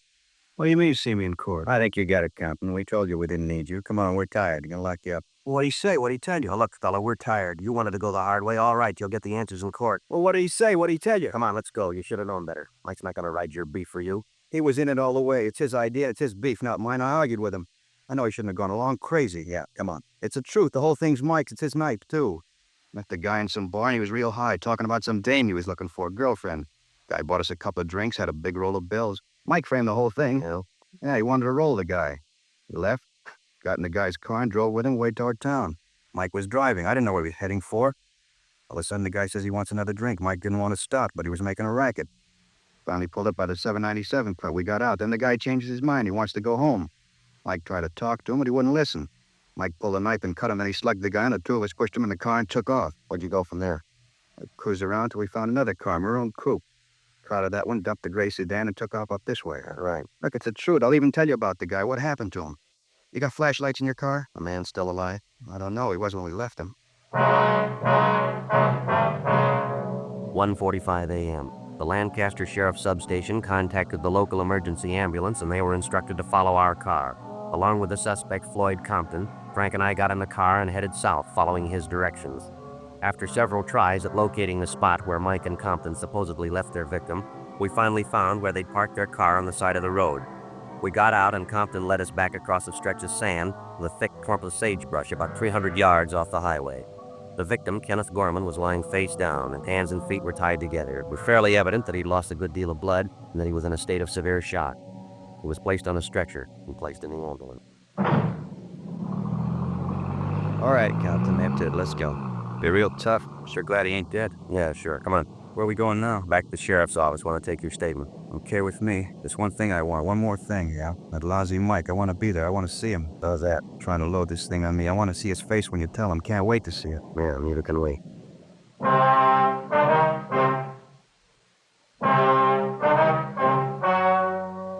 The story you have just heard was true. The names were changed to protect the innocent. On July 12th, trial was held in Superior Court, Department 84, City and County of Los Angeles, State of California. In a moment, the results of that trial. And now, here is our star, Jack Webb. Thank you, George Fenton. Friends, once again, I'd like to ask you to compare Fatima with the king-size cigarette you're now smoking.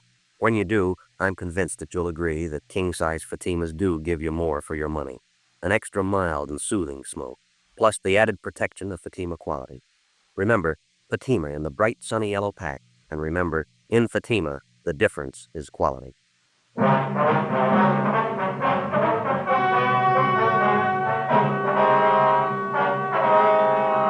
Paul Mike and his accomplice Floyd Compton were filed on for violation of Section 209 of the Penal Code, kidnapping for the purpose of robbery, and Section 211 of the Penal Code, robbery in the first degree. They were also filed on for 1 count of grand theft auto. They were tried and convicted and received sentences as prescribed by law. Kidnapping for the purpose of robbery, where bodily harm is inflicted, is punishable by the death sentence or life imprisonment without possibility of parole. Robbery is punishable by imprisonment from 5 years to life. Grand theft auto is punishable by a prison term of not less than 1 nor more than 10 years. The victim, Kenneth Gorman, finally recovered after more than 3 months in the hospital. Ladies and gentlemen, next week, Dragnet presents a trilogy. 3 documented case histories of vital importance to all of us. This trio of authentic stories is both tragic and terrifying. Please try to hear Dragnet next week when we present our trilogy.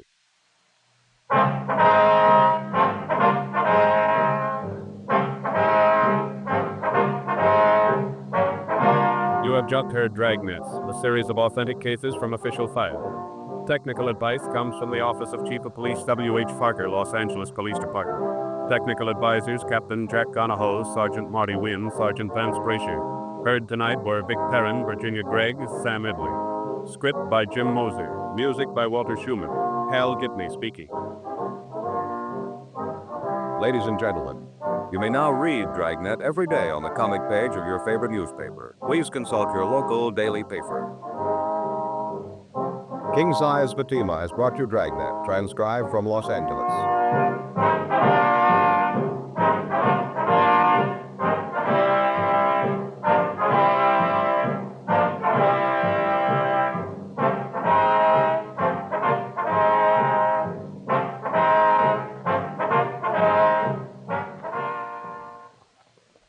Adventure is yours tonight with Counter Spy on NBC.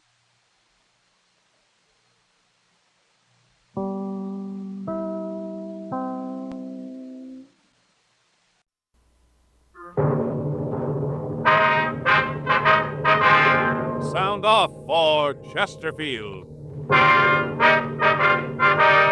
Chesterfield, the only cigarette in America to give you premium quality in both regular and king size, brings you Dragnet.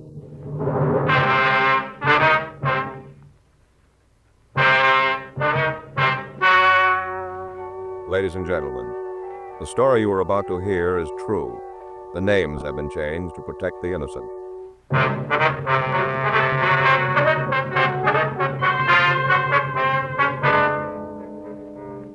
You're a detective sergeant.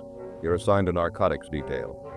You receive information that a big buy of heroin is going to be made in your city. You know the location and the man who's going to sell it. Your job? Stop him. Thousands are changing to Chesterfield, both regular and king size, because only Chesterfield has premium quality in both sizes. That means king-size Chesterfield contains tobaccos of better quality and higher price than any other king-size cigarette. The same fine tobacco as in regular Chesterfield. There is absolutely no difference, except that king-size Chesterfield is larger, contains so much more of the same tobaccos, it gives more than a fifth longer smoke. Yes, more than a fifth longer smoke from king-size Chesterfield. So remember, Chesterfield is the only cigarette to give you premium quality in both regular and king size. Buy 'em either way you like 'em, regular or king size. You'll find premium quality Chesterfields much milder. Yes, Chesterfield is best for you.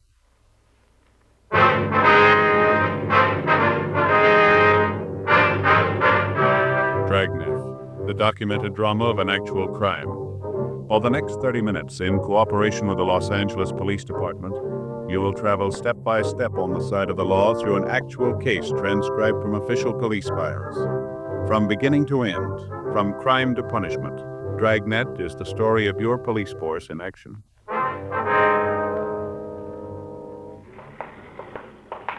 It was Tuesday, April 8th. It was windy in Los Angeles. We were working the night watch out of narcotics detail. My partner's Frank Smith. The boss is Captain Kearney. My name's Friday. We were on our way to the meet, and it was 9:48 p.m. when we got to the corner of Pico and Clanton, the 617 Club. Let's head back there, huh? Yeah, it looks all right. What time you got, Joe? 9:49, why? Well, this watch is giving me trouble. Yeah. I guess it's getting old. You had it clean lately? Maybe that's what it needs. Yeah, a couple of years ago. Ran real good right after that. Just been lately, like I said. I think maybe you ought to have it cleaned again. I was reading where they should be cleaned at least once a year. Did you know that? No, this is getting old, Joe. Had it for almost 23 years. Got it when I graduated from high school. Sure looks like it's still good then. Yeah. Yes, sir. Coffee for me, Frank. Yeah, please. 2 coffees, that all right? I didn't see him when we came in, did you? No, we're early. Meet's not supposed to be until 10:30. What's that? I don't know. No, you drink the coffee again. Knock off. First thing you know, you're going to have everybody in the place looking at us. I don't care. Let them look. I never wanted to do it. I never did. Now, okay, you did it. Now, what we can do about it? Stop balling. What's going on in the next booth? I don't know. I can't see. Easy for you to say you didn't do it. You know, stop balling. You bring a lot of attention over here. We're both going to start. Can't help it. Everybody I see, it's a cop. Cop and knows all about it. But cheap booze it up. Every time you get a couple of bills and you start it, well, knock it off. Huh? Knock it off. Knock it off. If I had to do it over again, it would have been different. I tell you, it would have been different. What do you think, Joe? Oh, it sounds like you had too much to drink. I hope they get out of here. I don't want anything to louse up our bye here. Well, sure, you could be, big man. You got no worries. Come on, let's go. You didn't kill the old lady. Not so loud. You didn't kill her.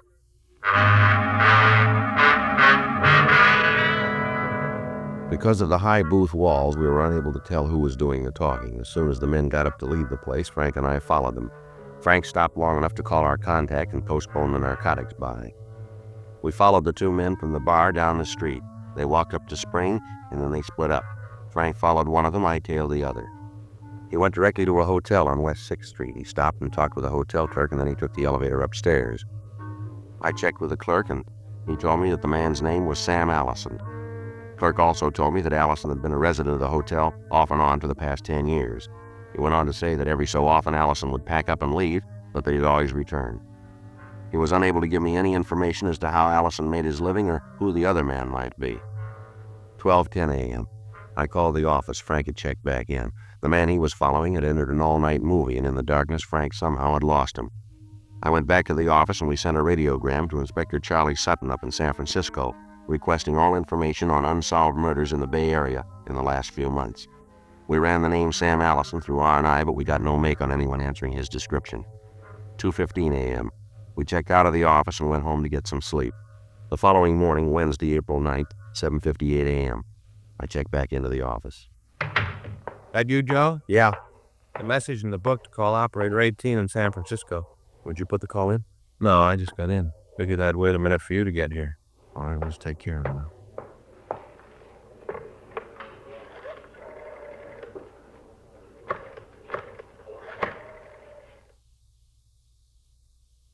Operator 18, San Francisco, please. Joe Friday, Los Angeles Police Department, Michigan, 5211. Yeah, that's right. Probably Charlie Sutton, huh? Yeah. Yes, ma'am?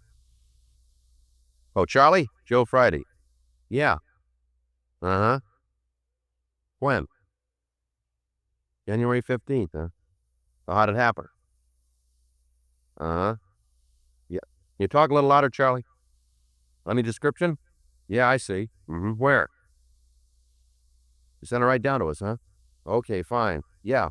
Okay, Charlie. No, we don't know. No. Yeah, thanks again. Right, bye. Anything? Yeah, out at Land's End up in San Francisco, woman was beaten to death.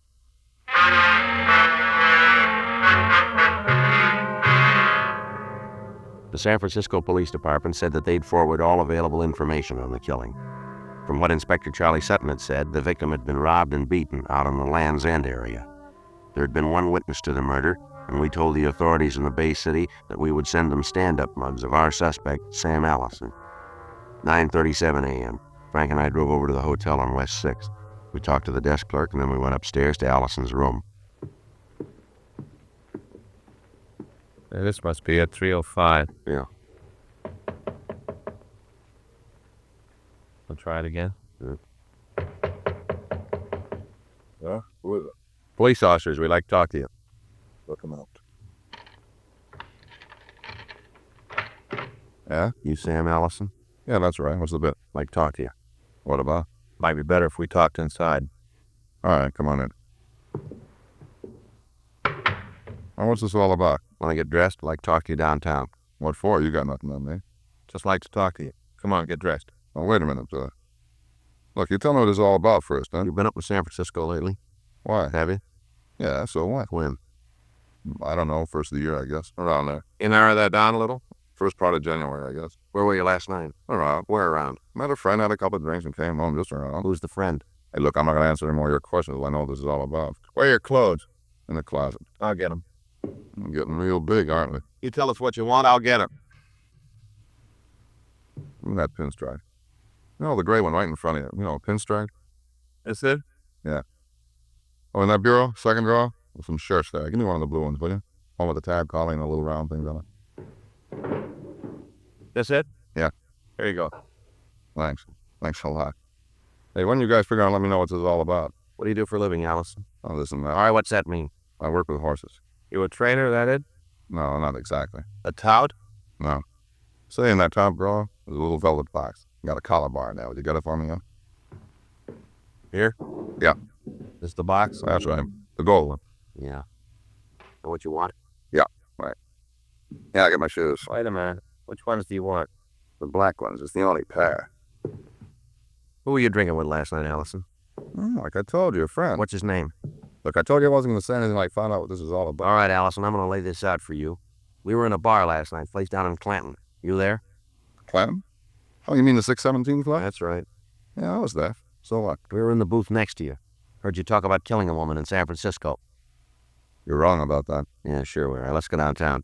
No, I mean it. I don't know what you're talking about. Oh, sure, I was in the bar last night, but I don't know anything about killing an old broad up north. Who said she was old? Well, you just did. No, he didn't.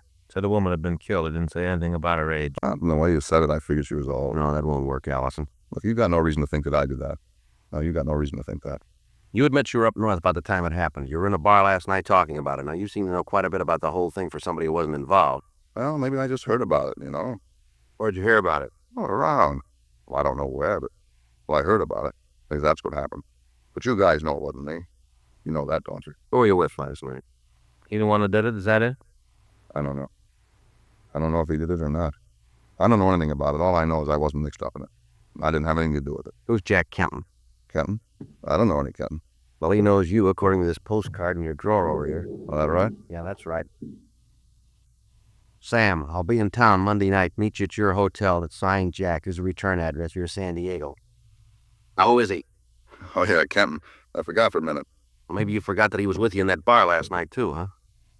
Well, what happens to me if I do remember? You gonna find out? I don't think so. Was he the man you were with last night?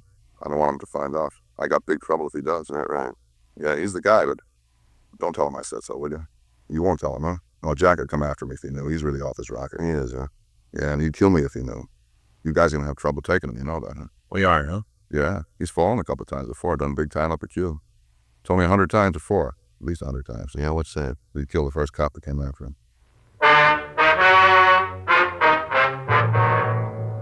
11:17 a.m. Frank and I took Sam Allison down to the city hall. He was fingerprinted and mug shots were taken. A pair of stand-up mugs were sent to San Francisco immediately. We contacted the San Diego Police Department and asked them to put a stake out on the address that was on the postcard we found in Allison's room. In the event this Jack Kenton returned, they were to pick him up and call us. While we talked to them, they ran the name through their files and found that he had a minor record in San Diego dating back some 15 years.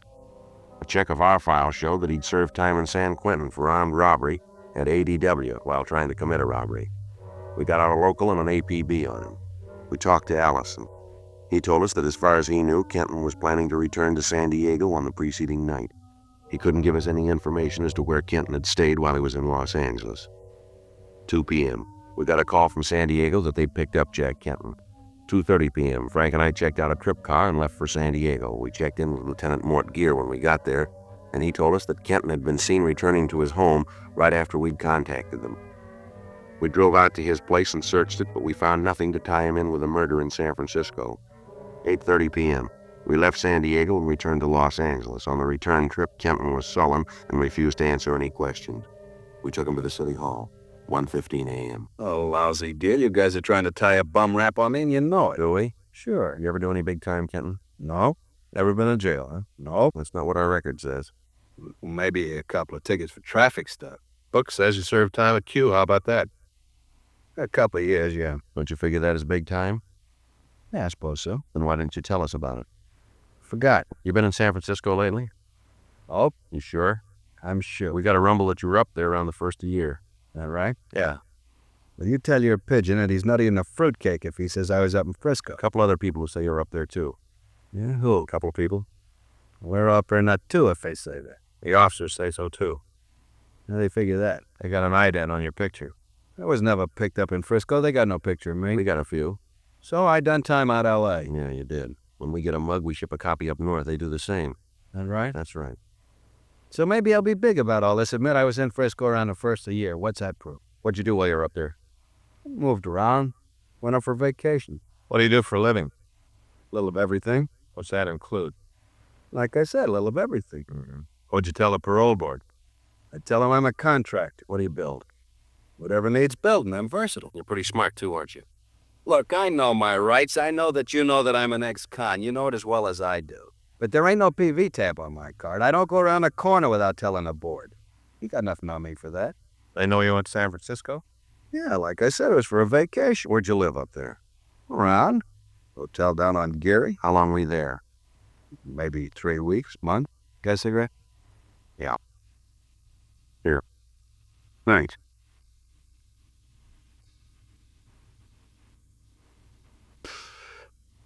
Thanks. What's this all about, anyway? What's the pitch with was I in Frisco? You remember where you were last night? Yeah, I was up here. I came up to see a friend. Who's a friend? I don't remember. Where'd you see this friend? Bar. Had a couple of drinks, and I went to a movie. What bar? I don't remember. Someplace downtown. Over on Clanton, maybe? That could be. Like I said, I don't remember. We figure it was the 617 Club on Clanton. You know more than I do. You were there with Sam Allison, isn't that right? Allison? Don't think I know anybody by that name. He says he knows you. Allison? No, I don't think I know anybody. All right, now let's come off it, Kenton. We know you were there. We were in the booth right next to you. We heard you talk about killing a woman in San Francisco. We heard every word you said. Well, you must have been listening to somebody else. You got the wrong pitch all the way around. I wasn't there last night. I don't know any Sam Allison. I didn't kill anyone in San Francisco or any place else. Bartender down there says he knows you. Says you were in the place last night. We saw you there ourselves. You know, you guys ought to lay off that cheap booze. It's beginning to hit your eyes. We got another witness who says you were there. Willing to swear to it. All right, so maybe I was. What's that proof? Why'd you lie about it? I didn't lie. I just forgot. Maybe you forgot about San Francisco, too. Is that it? No, I didn't forget about it. You said you spent your time up north in the bar. Which bar? Cookies. Where's that? On Kearney. You got any way to prove you were there? This Cookies? Sure, talk to Cookie himself. He'll tell you. What's his last name? I don't know. You spend all this time with him, you don't know his last name. Cookie, just plain Cookie. That's all you need to know to get a drink. He ever done any time? Not Cookie. He'll do almost anything to make a buck as long as he doesn't have to work for it. But he's never fallen that I know about. He's too busy watering the booze he sells. You ever get down there Fisherman's Wharf up there? Nope. Never left downtown. And you couldn't have been down there on January 12th, now could you? How do I know where I was on the 12th? I said I wasn't near the wharf. That means on the 12th, 13th, 14th, as far as you want to go. I don't know how else to say it. I wasn't down on Fisherman's Wharf. That where this woman got it? Might have been, yeah. Doesn't make any difference, though. You didn't leave downtown, did you? No, never left downtown. Geary Street for the hotel, Kearney Street for Cookies, that's all. How about Land's End? Ever get out there?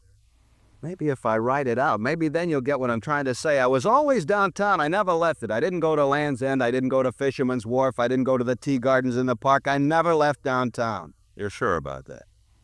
I've told you every way I know how. That's all I can do. Yeah, well, there's something that doesn't jive here, Kenton. What's that? We got a call from San Francisco. They got a girl up there who was out on Land's End on January 15th. She says that she'll identify you as the man who killed the woman that night. She says she's positive. Oh, that's why all this bit about was I someplace on January 12th, huh? Yeah, that's right. Playing it real cozy, aren't you? Well, it won't work, cop. Thanks, but no thanks. I'm having none of it. Now, you guys go and try to figure some other way. You got nothing on me, nothing, and you know it. Now, if you're tired of playing games, either give me my walk-in papers or book me. I'm tired. I want to go to sleep. The girl will be here in the morning, Kenton. That's swell. I got to get my sleep then. I want to look real nice for her. All right, let's go. You know, cop, that's one nice thing about the laws in this state. Yeah? I don't have to do a thing. Just sit and watch. You got to prove it. Any way you slice it, you got to do the work. I don't have to do a thing. Yeah, that's right, Kenton. There's only one little difference. Yeah? We make you and you got to do the time.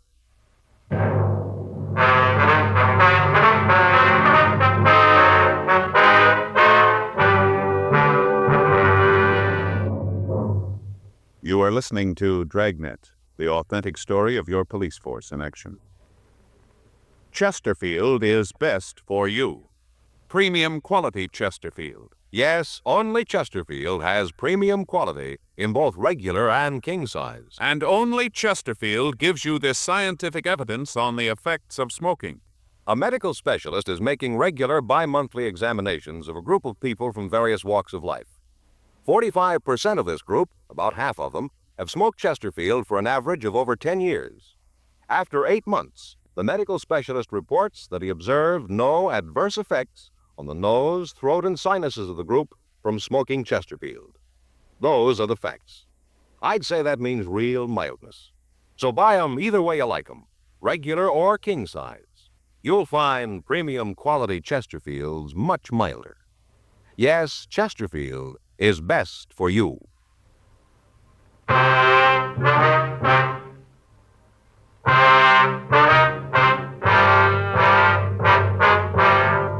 "3:39 a.m. We took Jack Kenton down and had some stand-up mugs made of him and sent to San Francisco. Kenton was booked at the main jail on suspicion of murder. 5:26 a.m. Frank and I checked out of the office and we went home.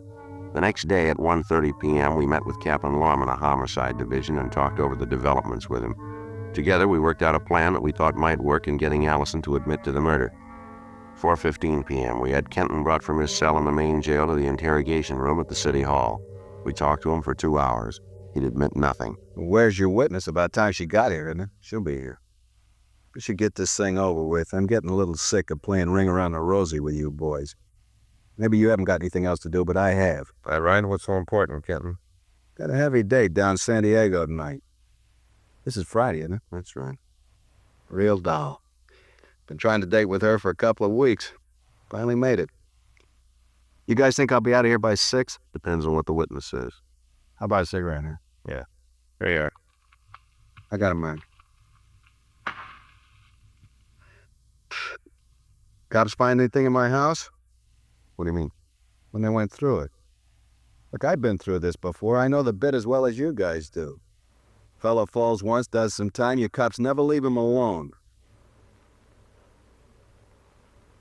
You drink much, Kenton? Hmm?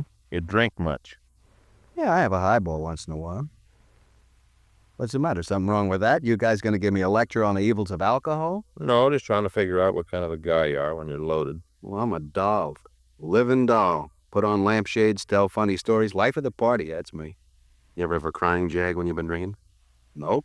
Sure about that? Yeah. The way we got it says you get a couple of belts and you start to bawl. Now, how about that? Whoever told you that's lying. Seems pretty sure about it, this fella. You seem to have a lot of information from this fella of yours. Who is the guy? Friend of ours. Yeah? He sure isn't a friend of mine. Got an idea who it is. Sounds a lot like my friend Sam. That's so. Yeah, old Sam, the working man's friend. Rumble we got says you were with him the night before last, is that right? Oh, yeah.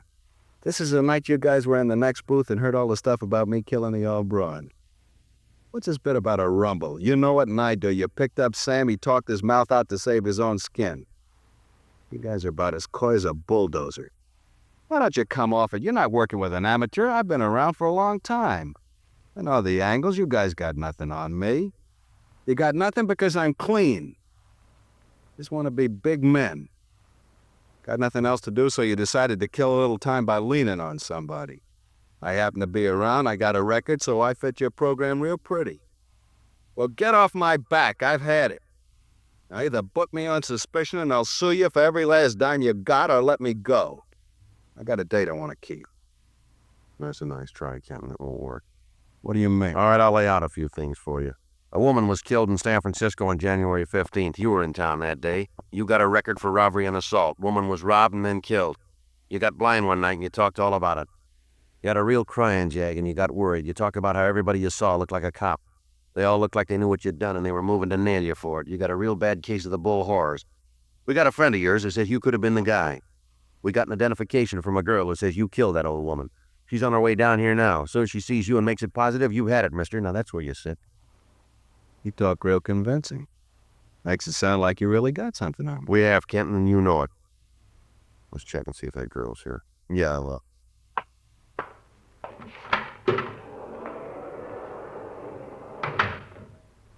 Got a cigarette? Yeah, here.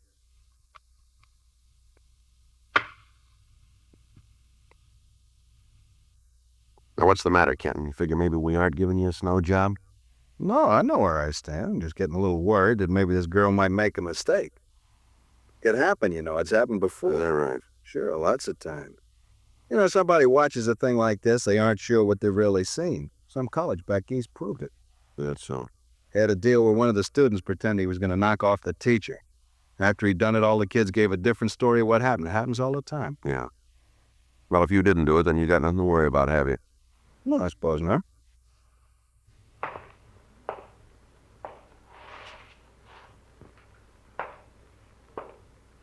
She says she saw the guy, huh? Yeah, that's right. Came all the way down here to look at me, huh? Yep. You figure she's here yet? Should be. The plane landed an hour ago. Mm-hmm. You say she identified my picture? She said I was the gal? I didn't hear if you just come in, man.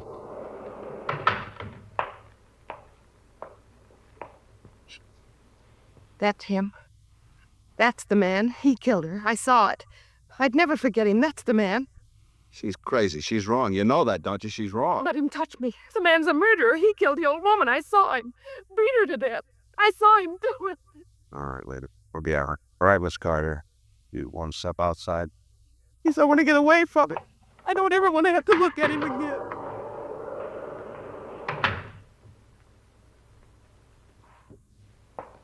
How about it? I didn't see her. I didn't know anybody was around.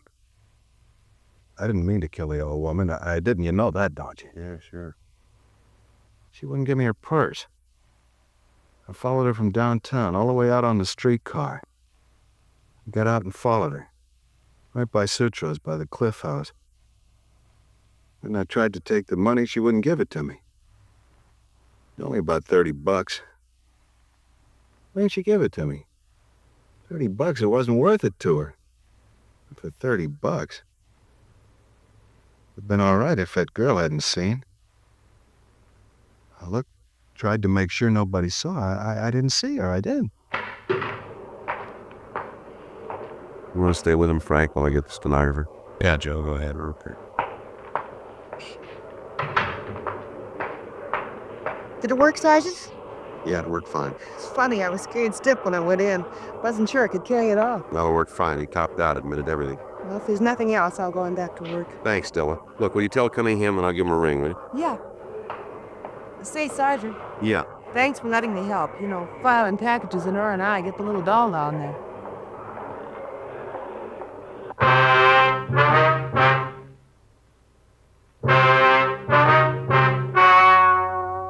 The story you have just heard was true. The names were changed to protect the innocent. On August 17th, trial was held in Department 89, Superior Court of the State of California, in and for the County of Los Angeles. In a moment, the results of that trial. Now, here is our star, Jack Webb. Thank you, George Fenneman. Friends, it's getting a little closer to Christmas, and there's a man right near you, your neighborhood cigarette dealer, who has a lot of fine gift ideas. Of course, he's featuring the gift of the year, the Chesterfield Christmas carton. It's the ideal gift because Chesterfield is the only premium quality cigarette available to you in both regular and king size. Chesterfield is the one I smoke, and it's the one I'm giving for Christmas. Regular or king size. Premium quality Chesterfields are much milder.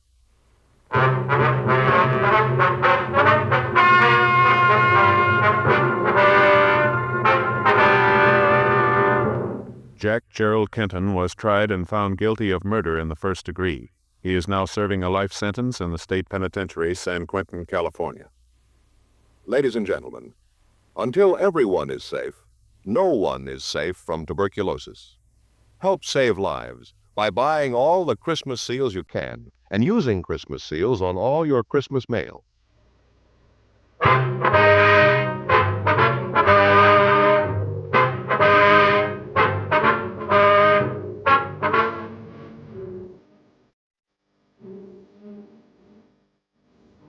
You have just heard Dragnet, a series of authentic cases from official files. Technical advice comes from the Office of Chief of Police W.H. Parker, Los Angeles Police Department.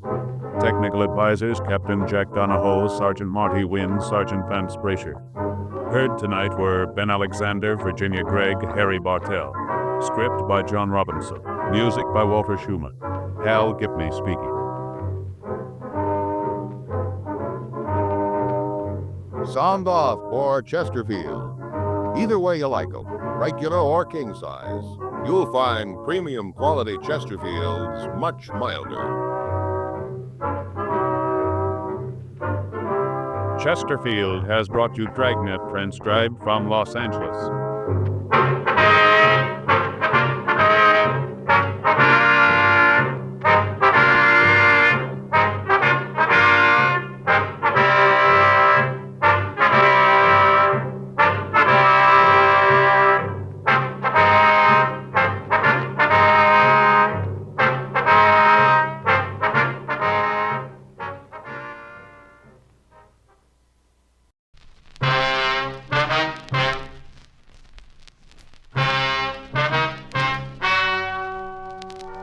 Ladies and gentlemen, the story you are about to hear is true.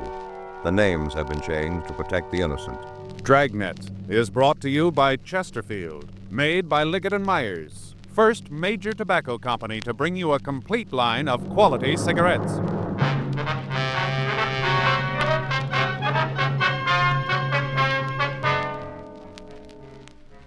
You're a detective sergeant. You're assigned a robbery detail. A pair of thieves has been terrorizing the merchants in your city. They're described as a man and a woman. From their actions, you know they're capable of murder. Your job, stop them. Today, you'll hear these 3 words everywhere. Chesterfield's for me. The cigarette with a proven good record with smokers. Here is the record. Bi-monthly examinations of a group of smokers show no adverse effects to the nose, throat, and sinuses from smoking Chesterfields. Chesterfields for me. The cigarette tested and approved by 30 years of scientific tobacco research. Chesterfields for me. Chesterfield gives you proof of highest quality, low nicotine. The taste you want. The mildness you want. The Chesterfield you smoke today is the best cigarette ever made. And best for you.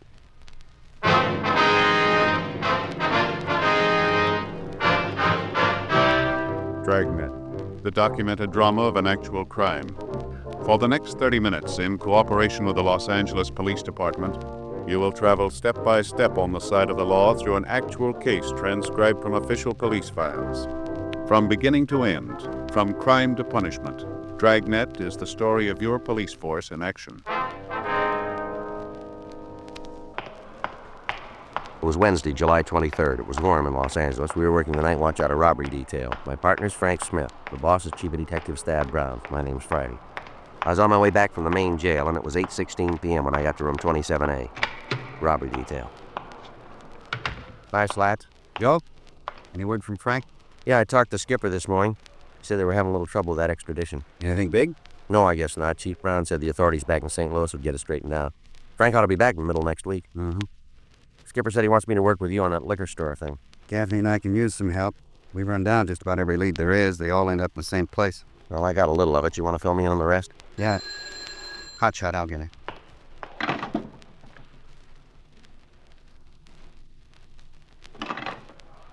Well, you can get it firsthand. Yeah? They just scored again.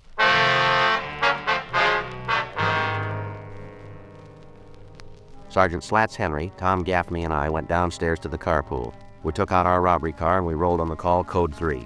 It took us a little over 10 minutes to get to the corner of Alexandria and Burns Avenues. The place that had reported being robbed was a small neighborhood liquor store. By the time we'd gotten there, a radio car had answered the call, and a felony car from Hollywood Division had gotten there. While Gaffney talked with the men in the felony car, Slats and I went inside the store to see the victim. The uniformed officer who was with him told us that the elderly man's name was Charles Osborne. We got what information the officer had been able to get, and while he went to his unit to get out a broadcast on the suspects, Slats and I talked to Osborne. Well, there isn't much to tell. I guess they worked it the same way they've been doing.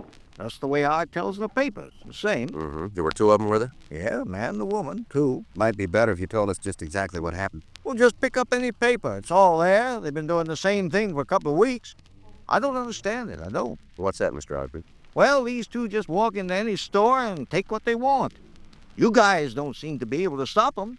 You go great guns after they've held up somebody, then you're great. But where are you when they're doing the robbing, huh? Where are you then? Where? Well, if you'll just calm down here and tell us what happened, we might be able to do something about it. Oh. Well, they come in just like always. About what time was that? Well, it must have been around 8. I was a little too busy to look at my watch. Mm-hmm. Do you want to go ahead? Well, there was 2 of them, man and the woman. Yes, sir.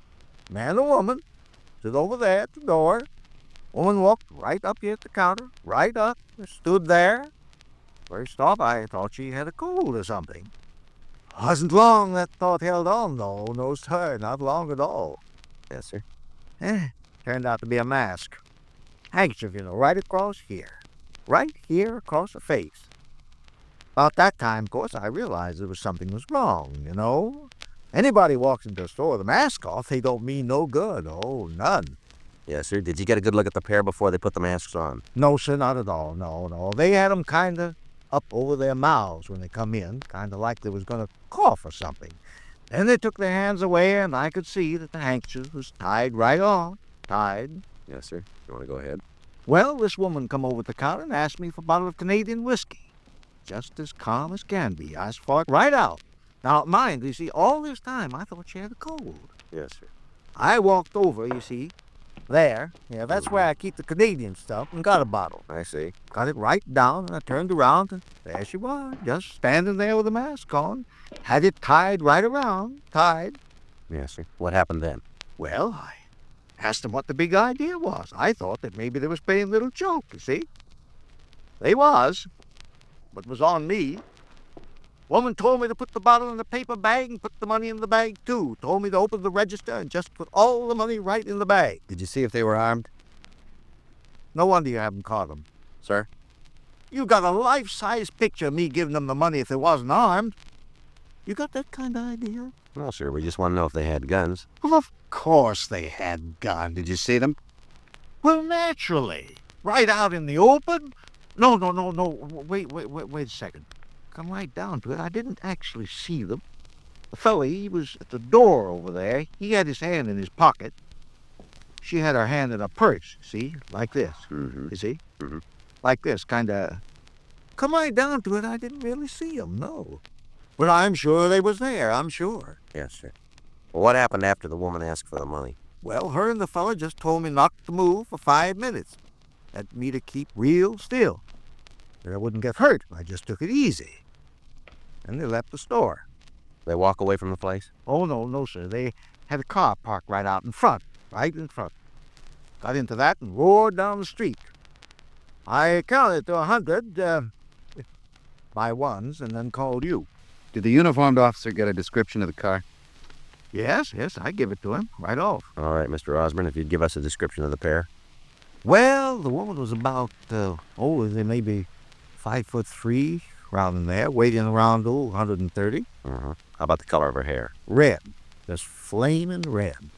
Had blue eyes, so I guess her hair really was that color. What color were the eyes? Flaming red. I told you that. No, so not her eye. Her eyes. Yes. Her eyes. Oh, I'm all confused. Yeah. Well, her eyes were blue. Yes, sir. So that's how I knew that. Hair was bright red. What was she wearing? Oh, had on a kind of beret, green, kind of green coat, red purse, red shoes, low heel. The front was cut out. Mm-hmm. How about the man? What did he look like? Oh, he's a big one. He must have been around 6 feet. I couldn't tell too good 'cause he was standing over there with the door. Oh, but he was a big one, I tell you. He weighed about 170, maybe more. How about his coloring? Dark hair, dark eyes. Of course, I couldn't see anything very good. Then he had that mask on. What was he wearing? He had a blue suit on, looked kind of like it was linen. How about his shirt and tie? White shirt, black tie. Shirt was a button-down collar. No hat. Did either one of them have any marks or scars that might make it easier to identify him? Not that I could see, no, sir. Well, how about accents? Either of them have any kind of speech peculiarity? No. Exactly what the woman say to you? Do you remember the words she used? Well, first off, she asked for the whiskey. Said, give me a bottle of Canadian whiskey. Didn't mention any special brand. Then when I brought it back, she said, just put it in a paper bag and empty the register in there, too. That's what the woman said. Did the man say anything at all? Well, when it was leaving, he said, stay put, Pop. Stay there for 5 minutes. You won't get hurt. Those are his words, exact. I remember them. All right, sir. We'd like you to come downtown and check some pictures for us, if you will. Well, I guess it'll be all right. You guys should sure get on the ball, though. It's getting pretty bad. Sir? Seems a little silly you can't catch these people right out instead of rushing around locking the door after the horse has been stole. It's a little late then, seems to me. Yes, sir. Well, they've been pretty lucky. They'll probably try the same thing again. Yeah. We'll try to beat it the next time.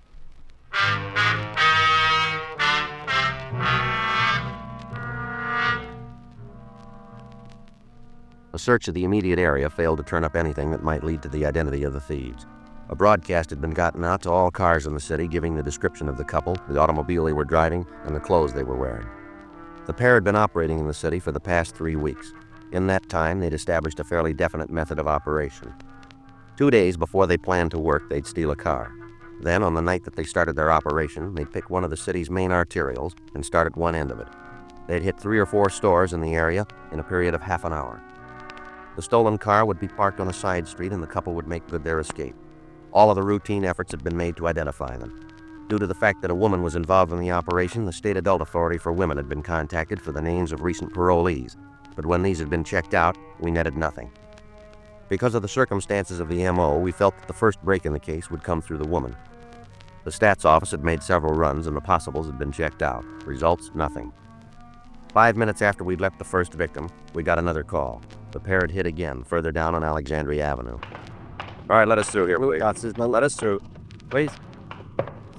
You the cop? Yes, sir, that's right. I'm the fellow who was robbed. I'm him. Slats, you want to see if we can try to clear the front of the place? Right. Okay. All right, sir, if you'd like to tell us what happened here. Terrible. Most terrible thing that ever happened to me. Yes, sir. I gotta have a little something to calm my nerves. Gotta.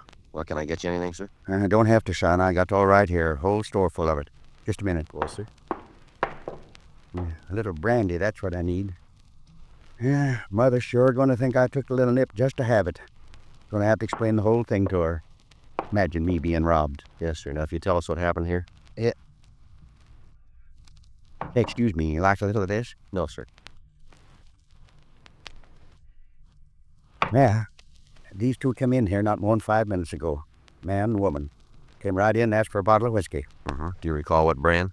Didn't ask for no special brand, just said they wanted Canada whiskey. Blend. You'd be able to give us a description of them? Well, the woman had red hair, and that's about the only thing I do remember about her. Other than the way she talked. How do you mean, sir? Foul mouth. The way she swore at me. Just something fierce. What did she say? Oh, just swear words, you know. I guess I didn't get the bottle fast enough for him. She told me to hurry up. Only she didn't say it just like that. Where was the man during this time? Oh, he was over here at the cash register with a gun. Was the woman there, too? Oh, no, she stayed over by the door. She seemed to be the lookout or something. She didn't come much past there. Right there by the potato chip rack. That's about as far as she come. Well, you said they used guns. Did you get a look at them? Oh, yeah, big ones. I guess they must have been that long, and the barrel must have been that big round. What kind of a gun was it, would you know? I don't think I know what you mean. Or was it an automatic or a revolver? And I'm sorry, officer, but I don't understand. All I know, it was the biggest gun I ever saw. Must have been that long, that big around. Did it look like this one? Oh, no. No, that's just a pea shooter compared to the one that fellow was waving around. Did you see a car when they left? Yes, I did. Right out in front it was. Parked in front of the sign. Hey, you see there where it said reserved for patrons? Yes, sir. Right there. That's where the car was. After the fellow told me to dump the cash into the paper bag with the bottle, The woman opened the door, and both of them ran out and jumped into the car. Roared off down the street. But I got a good look at it. Real good. And you can give us a description of it? You bet I can. Dark, 1953 Ford sedan. 4-door. Had one of them sun things on the front. You know, like a shade. Yes, sir. Used to have them on the buggies when I was a young man. Guess if you wait long enough, they get back to everything. Yes, sir. How much money did they get away with, sir?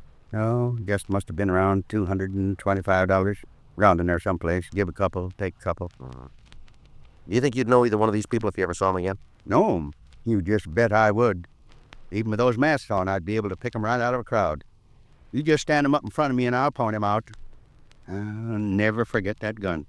Biggest gun I ever saw. Must have been that long and that big around. That one you got there is a real pea shooter. How's it look, Joe? Well, it's the same couple. Description fits perfectly. I checked around the people in the crowd, found one old guy who says he saw the pair come out of the store. Got a good description of the car. I already gave him one. I can tell you anything you want to know. Yes, sir, we appreciate that, but we do want to talk to everybody who knows anything about the holdup. All right. You go ahead and talk to the other fella. You go right ahead. Yeah, but I got something he can't give you. What's that, sir? License number of the car they drove. An immediate supplementary broadcast was gotten out to the cars in the area with special attention to the units covering Alexandria Avenue. The search for the pair of thieves went on, but as the hours passed and they failed to hit again, it became apparent that they had eluded us again. The next morning, the car was found abandoned on the east side of Los Angeles. It was a stolen vehicle, and after it had been checked with the crime lab for latent prints, we were no further toward apprehending the suspects. Conferences were held with the chief of detectives, Thad Brown, and it was decided to place an extensive stakeout on the liquor stores in the Hollywood area. From past performances, the pair seemed to work their operation in that general area more than the other parts of town. The stakeout was maintained for 3 days without results. On Tuesday night, July 29th, Sergeant Henry and I waited in the squad room for reports from the other officers out in the field. 1:15 a.m. Looks like another night shot. Yeah, still no action. Stores will be closing in about 45 minutes now. Yeah. You got a cigarette? I'm out. Yeah. I think there's a couple left in here. Yeah, just 2. Here, go ahead. Well, I'll go down the hall and get a couple of packs Well, later. all right. Here. Heard from Frank? No, I talked to Fay night before last. She got a letter from him. Said he thought he'd be back about the end of the week. Say how it's going? No, he just read me a couple parts of the letter. I guess it's all straightened out. Suspect's coming back on his own. Extraditions can sure be a pain. I had to go back to New Orleans on one last year. Had a miserable time. Guy gave us a lot of trouble. Yeah, I remember. I get it.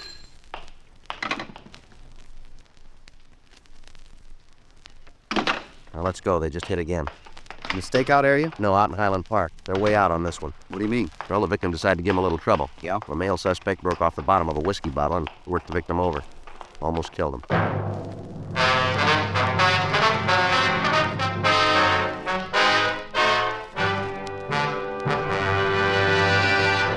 You are listening to Dragnet, the authentic story of your police force in action.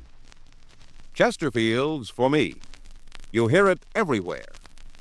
A brand new survey of campus cigarette dealers at 274 leading colleges and universities shows Chesterfield the largest seller. Nobody knows it better than America's #1 band leader, Ray Anthony, who plays college dates coast to coast. Here is Ray with his attractive wife, Dee. In cigarettes, the young crowd really goes for Chesterfields. I've noticed that wherever we've played. And I guess it's one of the reasons Chesterfield is America's most popular two-way cigarette. Of course, Dee and I are Chesterfield smokers, too. We know they're best for us. Chesterfield's for me. You hear it everywhere. The Chesterfield you smoke today is the best cigarette ever made, and best for you.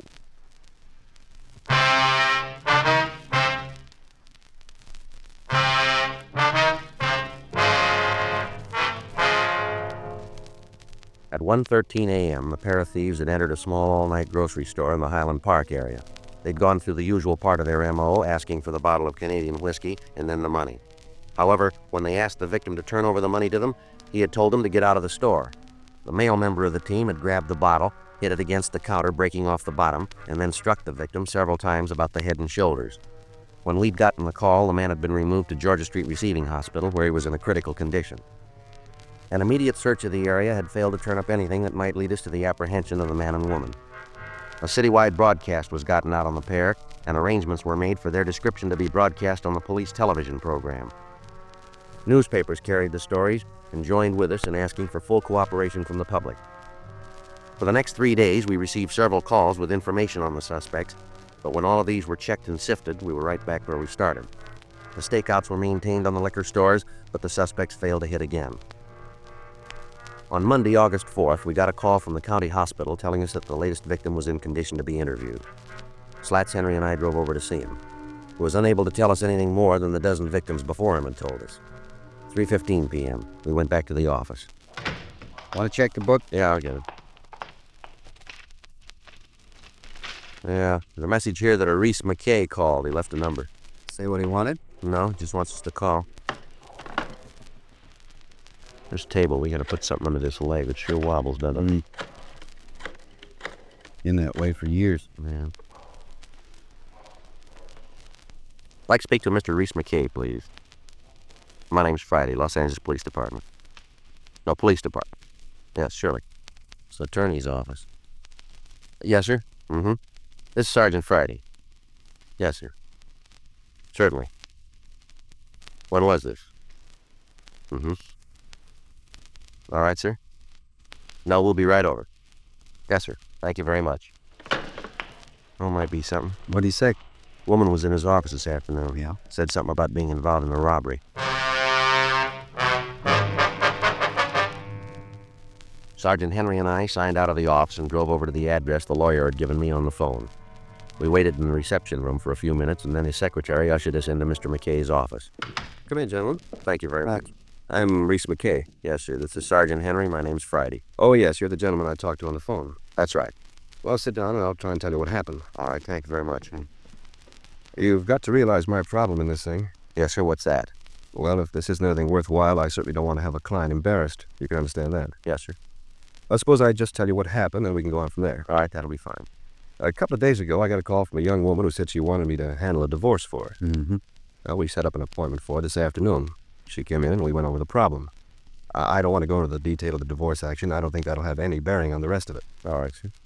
Well, to get to the short of it, we were going over the necessary information. The door burst open and this man came in. Mm-hmm.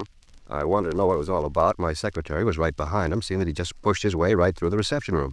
Well, who was he, do you know? Well, he said he was the woman's husband. That true? Well, apparently, I told my secretary to wait outside, then I asked him what he wanted. He didn't pay any attention to me at first, said it wasn't any of my concern, told me to keep my nose out of it. Mm-hmm. And he and the woman had a big discussion. Seems that he didn't want her to divorce him, made all sorts of promises how things would be different if she came back to him. At first, she seemed to go along with the idea. As you know, we like to effect a reconciliation wherever possible. So I told him to go ahead and talk it over. Mm-hmm. Well, I left them in the office, went out of the reception room, and for a while it seemed they were getting along all right. Then the shouting died down, and they seemed to have agreed. And all of a sudden, it broke loose again. They started to scream at each other, and I went right back in the office, and just as I opened the door, I heard the man tell her that if she didn't come back, he'd cause her a lot of trouble. He said for her to remember that she was mixed up in the holdups, too, and these were the exact words. Don't forget, you're mixed up in those stick-ups as deep as me. I see. When they saw me, they both quieted down, and a couple of minutes later, they both left the office. The woman said she'd get in touch with me about the bill. It's certainly something that should be looked into. Yes, that's what I thought. That's the reason I called you. Can you give us the name and address of the couple? Yes, sir. I have it right here. Mm-hmm. Thank you. Pretty difficult to imagine that she'd be involved in anything like that. Pretty woman, beautiful hair. Is that right? Yes, flaming red. We obtained the address the woman had given Reese McKay, and we checked her name through R&I. We found no criminal record on anyone answering her description. While Slats called Chief Brown and told him what had happened, I asked the record division to make a run on the husband. We found that he'd been arrested 3 years before for attempted armed robbery, but that he'd been released for lack of evidence. 5:40 p.m. Slats and I drove over to the woman's address. The name on the mailbox in the apartment lobby read Mr. and Mrs. George Winston. We rang the bell and we identified ourselves. You want to come in? Thank you very much. Is there anyone else here, ma'am? You mean in the apartment? Yes. No, I'm alone. Where's that door lead, ma'am? Bedroom? You mind if we take a look? Maybe you better tell me what this is all about first, huh? You better go ahead, Slats. Yeah. Suppose you're used to hearing that you've got a lot of nerve. Yes, ma'am. Well, that's true. What's this all about? Isn't there some law that says you got to make a complaint or something? Where's your husband? That bum. Where is he? I don't know, and I don't care if I never see him again. Nothing but trouble did I ever get from him. Miserable man. Mm-hmm. You haven't any idea where he is? No. Don't think I'd tell you if I did until you let me know what this is all about. What's your husband do for a living, man? You guys are so interested in him, why don't you ask him yourselves? Place is clean, Joe. I told you that going in. What's this all about? Now, come on, tell me or get out. We understand you and your husband had an argument this morning. Two of you mentioned something about a robbery. Oh, I understand it all now. Now it's all real plain. Look, what George said was a joke. That's all just a joke. He didn't mean anything by it. The way we got the story sounded pretty straight. You got it a little mixed up. Or maybe you better come downtown and tell us all about it, huh? What for? Oh, we've got some people down there we'd like you to meet. I got enough friends. Well, then let's put it down that these people would like to meet you. Do you want to get your coat? I think there's supposed to be something like a charge, isn't there? Yes, ma'am. That's the way you want it. I do. All right. Suspicion of robbery. What makes you think you can make it stick? Well, we wouldn't be taking you in if we didn't figure we had a case. You'd save all of us a lot of trouble if you'd tell us where we can pick up your husband. What's in it for me? What do you got now? Nothing. Well, that's the best we can do. What makes you think you can hold up this kind of a charge? A dozen victims, for one thing. Slats, you want to check the closet, see if you can find the green coat and the red shoes and purse? Yeah. What happens if I've got a green coat? Well, it makes us look pretty good, doesn't it? A lot of girls got green coats. Yeah, we're looking for one. She's supposed to look like me? Description we got matches exactly. A lot of people in the world look like me. Same people who have green coats. Got him, Joe. Found him up on the shelf in the closet. Take a look. And match what we heard. Yeah, you'd like to try this coat on, Miss Winston? Then we can get going. Okay, but you guys are sure going to find out that you're wrong. Is that right?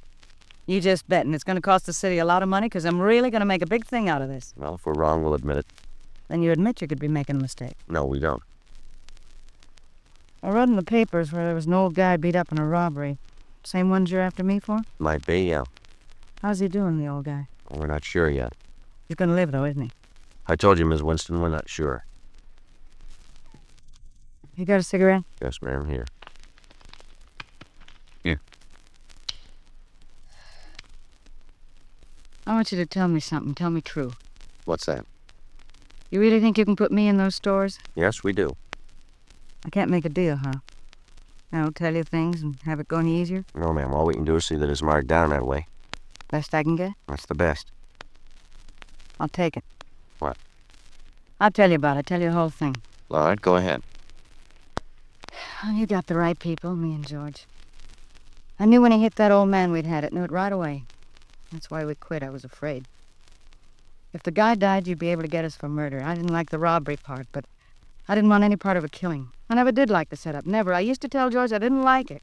That didn't make any difference to him. He wanted to be the big man.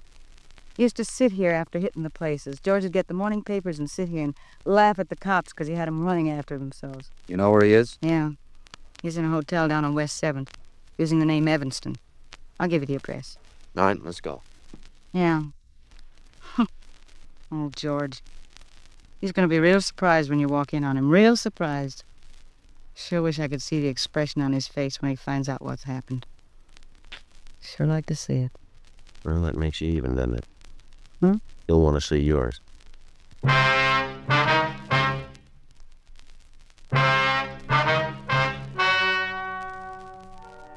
The story you've just heard is true. The names were changed to protect the innocent. On November 17th, trial was held in Department 98, Superior Court of the State of California, in and for the County of Los Angeles. In a moment, the results of that trial. Now, here's our star, Jack Webb. Thank you, George Fenneman. Friends, we've told you that Chesterfield is the best cigarette for you to smoke. Now, to me, Chesterfield's record with people who do smoke them regularly backs up that statement. Chesterfields are best because they're highest in quality, low in nicotine, because they smoke mild, and they're really satisfying. I wish you'd give them a try and see for yourself. America's most popular two-way cigarette. Regular or king-size Chesterfield. Best for me, best for you.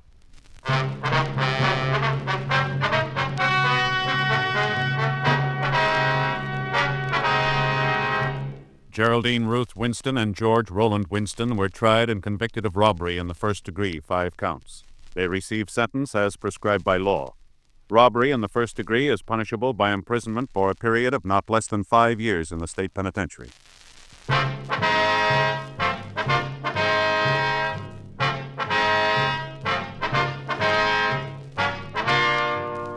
You have just heard Dragnet, a series of authentic cases from official files. Technical advice comes from the Office of Chief of Police W.H. Parker, Los Angeles Police Department. Technical advisors Captain Jack Donahoe, Sergeant Marty Wynn, Sergeant Vance Brasher. Heard tonight were Vic Perrin, Herb Ellis, Vic Rodman. Script by John Robinson. Music by Walter Schumann. Hal Gibney speaking. Watch an entirely different Dragnet case history each week on your local NBC television station. Please check your newspapers for the day and time. Chesterfield has brought you Dragnet, transcribed from Los Angeles. Filter tip smokers, this is it. L&M Filters, the one filter tip cigarette with plenty of good taste, much more flavor, much less nicotine, and effective filtration. Only the L&M filter contains the miracle product alpha cellulose, absolutely pure, non-mineral, harmless to health. Yes, this is it. As Barbara Stanwyck puts it, L&M filters are just what the doctor ordered. Buy L&M filters, the light and mild smoke.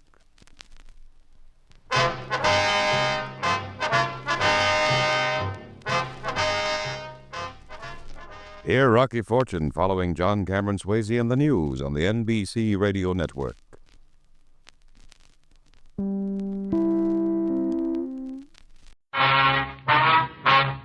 Dragnet.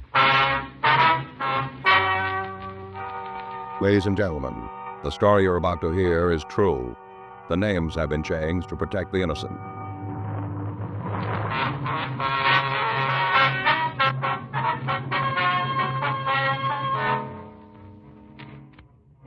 You're a detective sergeant. You're assigned to juvenile detail. You get a call from Georgia Street Receiving Hospital. A 2-year-old child has been brought in. Her condition is critical. There's evidence of foul play. Your job? Check it out. It was Sunday, August 14th. It was warm in Los Angeles. We were working the night watch out of juvenile detail. My partner's Frank Smith. The boss is Captain Powers. My name's Friday. I was on my way back from detention cells, and it was 7:28 p.m. when I got to the second floor of Georgia Street Juvenile. Squad room. Hi, how'd it go? Nothing. Those kids won't cop to a thing. What about the weapons? They only admit they had them, and that's all. Nothing about what they were going to do with them. No. I don't know, Joe. Today, kids got a lot more than we ever had. TV, cars, a lot of things. Yeah. Still seems like they aren't happy unless they're figuring how to beat somebody's brains out. Well, it doesn't go for all of them. Well, enough to give us a headache. Yeah. Now take those kids upstairs. If they spent the same time doing something constructive that they do making the zip guns and saps, they'd have something worthwhile, something worth remembering. Well, maybe it'll work out the same way. What do you mean? They won't forget this. Juvenile Friday. Yeah, Doc. When'd she come in? Anybody with her? Give me that again, will you? Yeah, I got it. Okay. We'll check it. That's right. We'll get back to you later. Thanks, Doc. Bye. Was Dr. Sebastian. Yeah?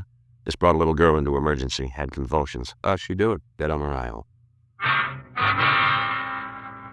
Frank and I notified Homicide Division, then we left the office and drove out to the address I'd gotten on the phone. 1784 Malabar Street was a small wooden house set on the back of the lot. A dead oak tree in the front yard was overgrown with ivy. Several broken and rusted children's toys were half hidden in the weeds near the front porch. We rang the front doorbell. Somebody ought to be home. The lights are on. Try it again.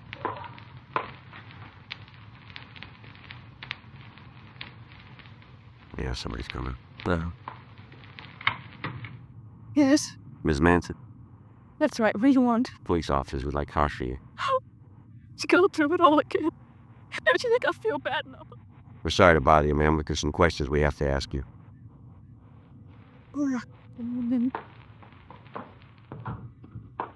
Your medicines. This is Frank Smith, and my name's Friday. How you doing, Ms. Manson? Hello. You're the child dad, is that right? Yeah, her mother and my sister. And where's your mother? I don't know. Been trying to get in touch with her. Left messages all over town, but I guess she ain't got any of them. The child stay with you, does she? Yeah. Been here since she was 6 months old. Feel like she was my own. I got 3 kids myself, all boys. Always wanted a girl. When Joan said I could have Melissa, it made me feel real good, like a daughter of my own, real good. No, it didn't make any difference to Joan. None at all. Wasn't anything that mattered much to her. I always thought Melissa was something that shouldn't have happened. In the way, that's what she said. Yes, ma'am. In the way. What happened this evening? What do you mean? Well, you're the one who called the hospital, aren't you? Yeah. As soon as I knew there was something wrong, called him.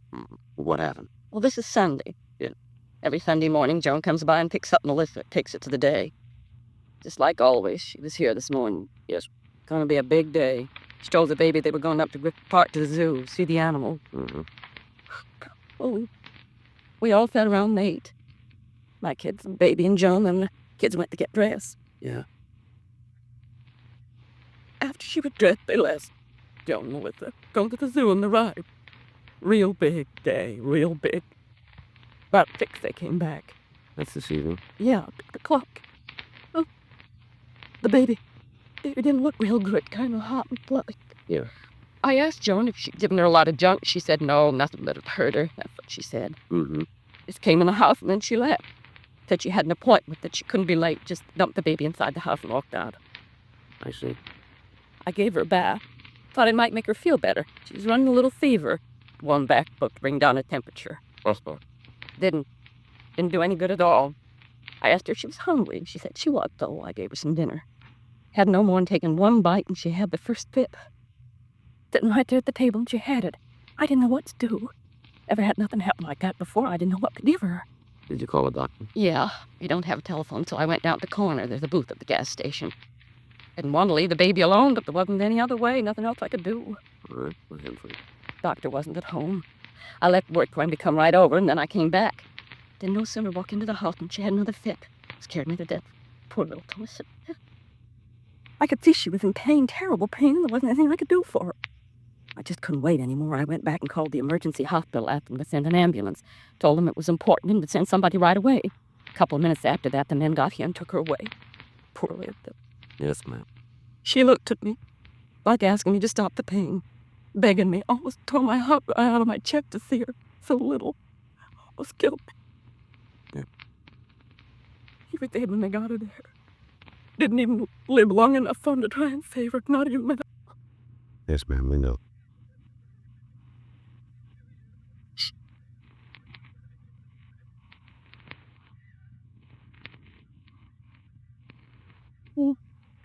Man, it wouldn't make it. You'd daughter. You sure there isn't something we can get for you, Miss Molson? Isn't anything that'll help now? Nothing at all. Ma'am, has there been any history of this type of attack in your family?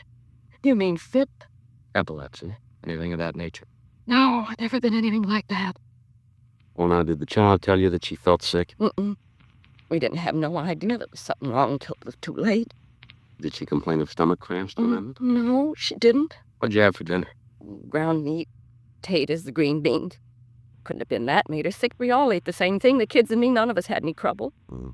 Is your sister separated from her husband? Yeah, they hadn't been together for over a year. Been that long anyway, I suppose. He's supposed to contribute support, but he doesn't, not a dime. I see. Did she provide support for the little girl? She was the baby's mother, but that's as far as it went.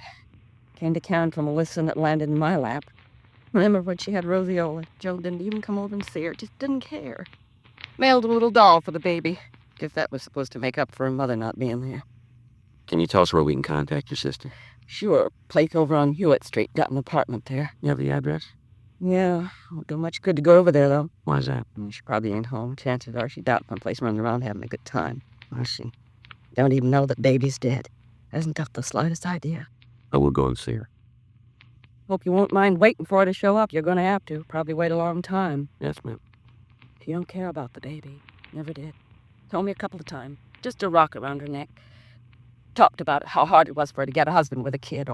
All the time, how the baby was making it hard for her. All she ever thought about herself. Didn't want anything to interfere with that, just herself. She didn't care about the baby. She didn't care at all. Probably won't even talk to you. I think she will. Why should she? No reason for her to even see you. Yes, there is. What? We're trying to find out why the child died.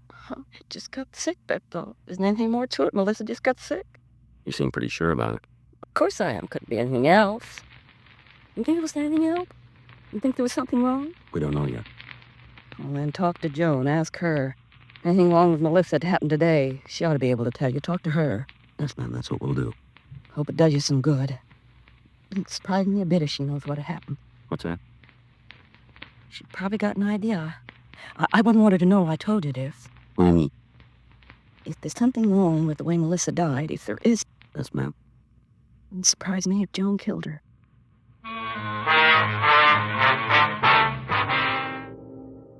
Frank and I left the house and drove over to the apartment on Hewitt Street. The name in the mailbox read Joan Guyman. We rang the bell, but there was no answer. We talked to the landlady, Mrs. Enid Bindon. She told us that the Guyman woman had left the place about 7:15 in the company with a man, and she hadn't returned. We asked her what she could tell us about Miss Guyman. Kinda hard to say right off. She's funny, you know how I mean? No, ma'am. Well, there's a lot of people who don't like her, lots of them. They think she's kind of wild, the way she runs around, partying up. You'll hear a lot of talk about her. Gotta kind of make up your own mind about it. Mm-hmm. You any idea where we can find her? No, could be in half a dozen places. She's got on a run, she's liable not to slow down for a couple days. You know the man she's with? Sorry, I can't help you there. I've seen him before, but not many times. I don't think Joan goes out with him much. Mm-hmm. Something wrong? No. Something happened to Joan? No, ma'am. Must be some reason you're nosing around. Anything you want to tell me? It might be a little better if we talk to Miss Guyman. Well, you wanna. I ain't gonna pry into something that don't concern me. Yes, ma'am. Have you ever met Mrs. Guyman's little girl? You mean Melissa? Yes, ma'am. Sure. Two of them been here several times. Sundays, you know, Joan has a little girl. How they seem to get along. What? Miss Guyman and her daughter. How they get along. Well, you said it yourself. Melissa's her daughter. Yeah. What do you heard? Huh? Somebody's been talking about how Joan treats the kid. Well, maybe you better tell her. I don't want to get in no trouble, you understand that? Yeah.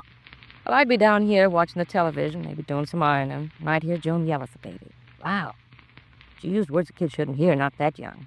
Of course, not that those kind of words are ever good for a youngster, but sure not for one only 2 years old. Yeah. Anyway, she'd yell for a while, then it'd be quiet. Then she'd hit the kid a couple times, things calmed down. Now, do you know if Mrs. Guyman ever hit her daughter? Well, sure, I saw it with my own eyes. We had words about it.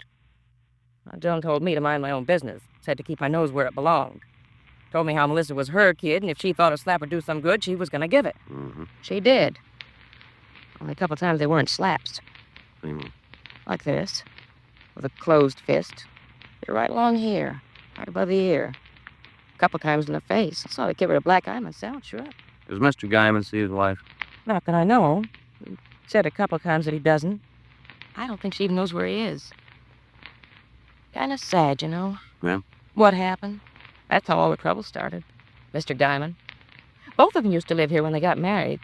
Just off to seem pretty happy. Didn't have no idea there was anything wrong. Mm-hmm. Then when the baby was born, the trouble started. Wasn't long before the whole building knew about it. Of course, there was a couple of people who had an idea before. What's there? About her. Ma'am? Oh, running around, down to the bar, drinking, talking with other men. Now, I'm not a prude. Never been anybody who would say that about me. Nobody. But I just don't believe in married women doing it. Not them. That's what caused the trouble, then, huh? You just put it down to that. Oh, my, they had some big argument. Big one. Hear him all over the building. All over the block, I guess, if he was listening. Mm-hmm. Well, it wasn't long after that he walked out on her. Left her flat with a baby. Packed right up and moved out. Even took his phonograph records, everything. Don't think she's seen him since. Well, are they divorced, do you know? I don't know about that. A couple times she's talked about getting one. I don't think she's ever gone through with it. Right. No, she's planning on it. And he wants to get married again. Told me that 100 times, how she wants to find a man and settle down. Just about all she talks about. That's the big problem is Melissa. Mm-hmm. Well, I know she's had the chance. I know that for sure. Mm-hmm. A couple of the men have even talked to me about it. About how they want to marry Joan. Build a home for her. All comes back to the same thing. What's that? The kid. None of the men want a ready-made family. They're all willing to have one of their own, but it ain't easy for a woman with a 2-year-old child. Not easy at all. I know she thought a couple times about leaving the kid with his sister. Some kind of problem there, too. And they're always fighting about it. You know what the arguments were about? Sure. Joan's sister didn't think she was doing enough to support the kid, you know. Said that she ought to have more money. Any of these quarrels ever get violent? Yeah, I heard them upstairs, yelling and screaming at each other. Almost as bad as Joan and her husband. Sister saying that either she had to hand over more money or else take Melissa out of the house. Joan saying that she didn't care what happened to the kid, yelling all over the place. Terrible the way they carried on. Be honest about it, I don't think either one of them really wanted the little girl. Neither one of them. Is that right? Would have been just as happy if she'd never been born. Poor little kid. Wonder if they didn't try to put her in another home, you know. Find some people who wanted her. Would have given her a chance to grow up being loved. That's right. Least they could have done, given a little kid a chance. Oh, I don't know. Maybe someday Joan will wake up, realize what she's doing. Mm-hmm. Maybe she will. Let's hope it's not too late. In the company of the manager, Frank and I checked Joan Guyman's room. There was no indication that she wasn't going to return. We asked Miss Bendham to notify us as soon as she heard from the Guyman woman.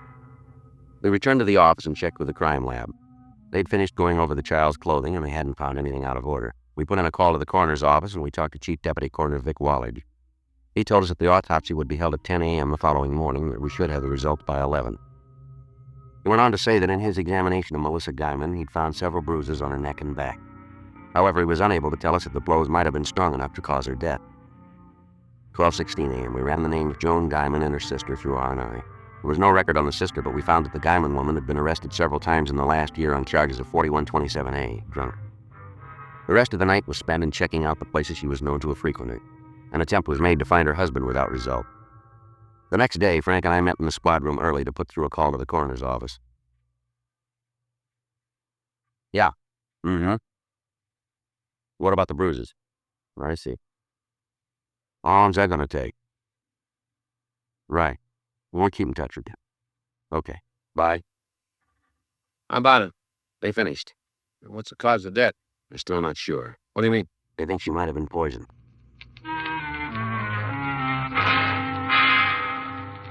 The autopsy had failed to show the cause of death of Melissa Guyman.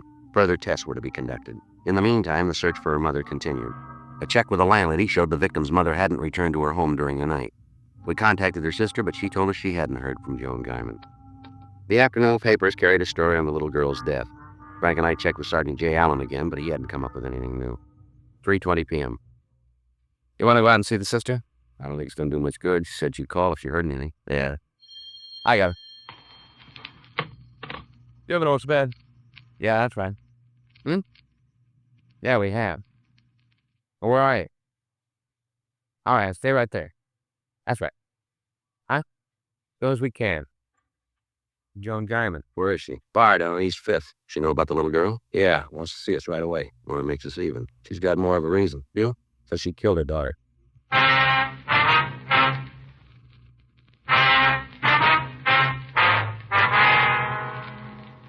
Frank and I left the city hall and drove over to the bar. When we walked into the place, it appeared to be deserted. The bartender told us there was a woman answering the description we gave him in one of the rear booths.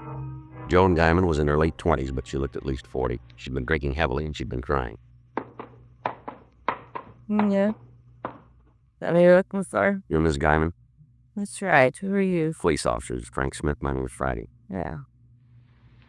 I knew you'd be here. You look good. Why don't you sit right down and make yourself comfortable? Which one of you fellas I talked to? You talked to me. Yeah. Well, then you know why I asked you to come down here? Yes, ma'am. You want to tell us about it? No. How's that? You asked me if I wanted to talk about it. Well, I don't. I don't even want to think about it. I wish it never happened. Right. You probably think it's funny I'm not crying, don't you? Don't you? You think there's something wrong with me? My baby's dead and I'm not crying? Well, do you want to know why? You want to know? Why don't you tell us, lady? Because there ain't no tears left. Not a single one of them all cried out. That's why. Better put that down. You've had enough of that. I think I'd have a lot more. A lot more. You said you killed your little girl, is that right? That's right. Well, tell us about it, will you? No reason not to. No reason for anything anymore. All right, go ahead. Killed her. Killed her? It's like I'd put a gun up to her head. I killed her. Is this the same? Go ahead. Oh, poor old kid. She don't know much. Hardly anything. Well, those dolls, the hair you can wave, that's all. The doll with curly hair and her mother. She got the doll. I gave it to her yesterday when we came back from the zoo. You should have seen how happy she was. Just happy. Another thing I wouldn't give her. No mother. Poor little kid. Shouldn't have no mother. Just me, that's all. It's me. Yeah. That's why I did it. What's that? Killed her. If I'd been her mother and kept her with me, it never would have happened. She'd be all right now. Neglect. That's what did it. Neglect. And I gave it to her. Never paid no attention to her. All the time, too busy with what I was doing. I didn't pay any attention to her. I didn't pay any attention at all. All right, come on, Liddy. Where are we going? Downtown. What for? I think we'll be able to talk better there. Oh, I know I'm going anyplace. I'm gonna stay right here. My baby is dead. Poor little kid didn't have no mother. Why don't you just go away and leave me alone? No, we can't do that. Why not? There a law or something says you gotta harm people. That what you're doing, Mike? Yeah. Me.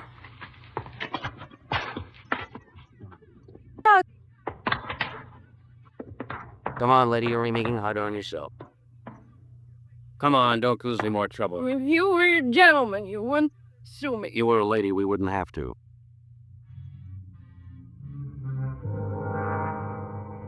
We took the woman back to the city hall. After several cups of hot coffee, she straightened out enough to give us a story. She went over each step of the previous day, naming all the places she and her daughter have gone and all the foods they eaten. There was no apparent cause for the child's death. In talking to her, we found that the child was wearing different clothing when she was brought to the hospital. Frank and I drove out to Mrs. Guyman's sister's home and picked up the dress and the coat the little girl had worn. It was turned over to the crime lab, 2:15 p.m. Funeral party. Yeah. I don't know. We'll have to check it. Right. Yeah, soon as we know. Right. Ray Pinker over at the lab. Yeah? Just finished going over the little girl's dress. Find him? Yeah, a couple of stains. Yeah? Traces of poison. Along with a crew from the crime lab, Frank, Mrs. Guyman, and I went back to her apartment where a thorough search was started. From the analysis of the stains found on the child's dress, Sergeant J. Allen said the death might have been caused by minute quantities of poison in another fluid. While he and his crew went over the apartment, Frank and I talked to Mrs. Guyman. Didn't be anything here. Was the child alone at all yesterday? No, I don't think so. We went to the zoo and came back here. Gave her the doll and we played with that for a while. Mm-hmm. Did you leave the apartment at all? Yeah. Went out of the corner to make a phone call, only gone a couple of minutes. Your daughter was here alone then? Yes, but she couldn't have gotten into anything. I was only gone a little while. I was still playing with the doll when I got back. Miss Guyman, our crime lab seems to think she might have been poisoned by some sort of polish. Well, what do you mean? Looks like a metal polish of some kind. I don't have any of that in the house. You're sure? Certainly. I don't know, my place. They have to tear everything up like this. It'll all be straightened out. I hope so. Seems like there's never going to be an end to it. Joe? Yeah. Seaman? What do you got? I think this is air found out in the kitchen under the sink. Metal polish. Yeah. Isn't one of the standard brands. Certainly isn't one of the off-brands either, is it? I've never seen it before. Oh. The bottle's almost empty. Cap was off when we found it. Any chance it might have spilled out? No, it doesn't look like it. None on the floor around the bottle. Hey, you want to come out in the kitchen? We'll check it for prints. They got the kid out there. All right. Can we tell for sure, Jay? No, we can get an idea, though. There, Joe, it's coming through. You see there? Yeah. What do you think? After all, the child's prints, to be sure. Looks like it, though. The fingers are pretty small. There you can see yourself. Pretty tiny. Yeah. I think you said that. Thank you. What'd they find? You know what happened? We think so, yeah. Huh. We found an empty bottle of metal polish in the kitchen. Looks like your daughter drank some of it. She couldn't have. I was with her all the time. She couldn't have gotten to it. You said you left her alone. But not that long. She didn't have time. I was only gone a couple of minutes. That's all. Just a couple of minutes. That was long enough. It's not true. Just making it up, trying to make it all my fault. No, ma'am. Yes, you are. You're trying to make out I did kill her. You saying it's my fault? Well, it isn't. Well, then you tell us. Huh? Whose fault is it?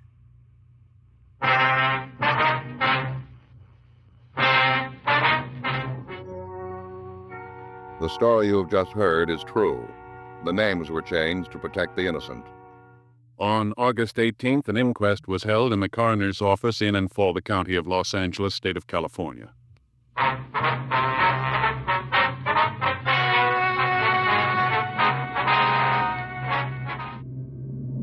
After examining all the evidence, a coroner's jury decided that the death of Melissa June Guyman was due to accidental poisoning.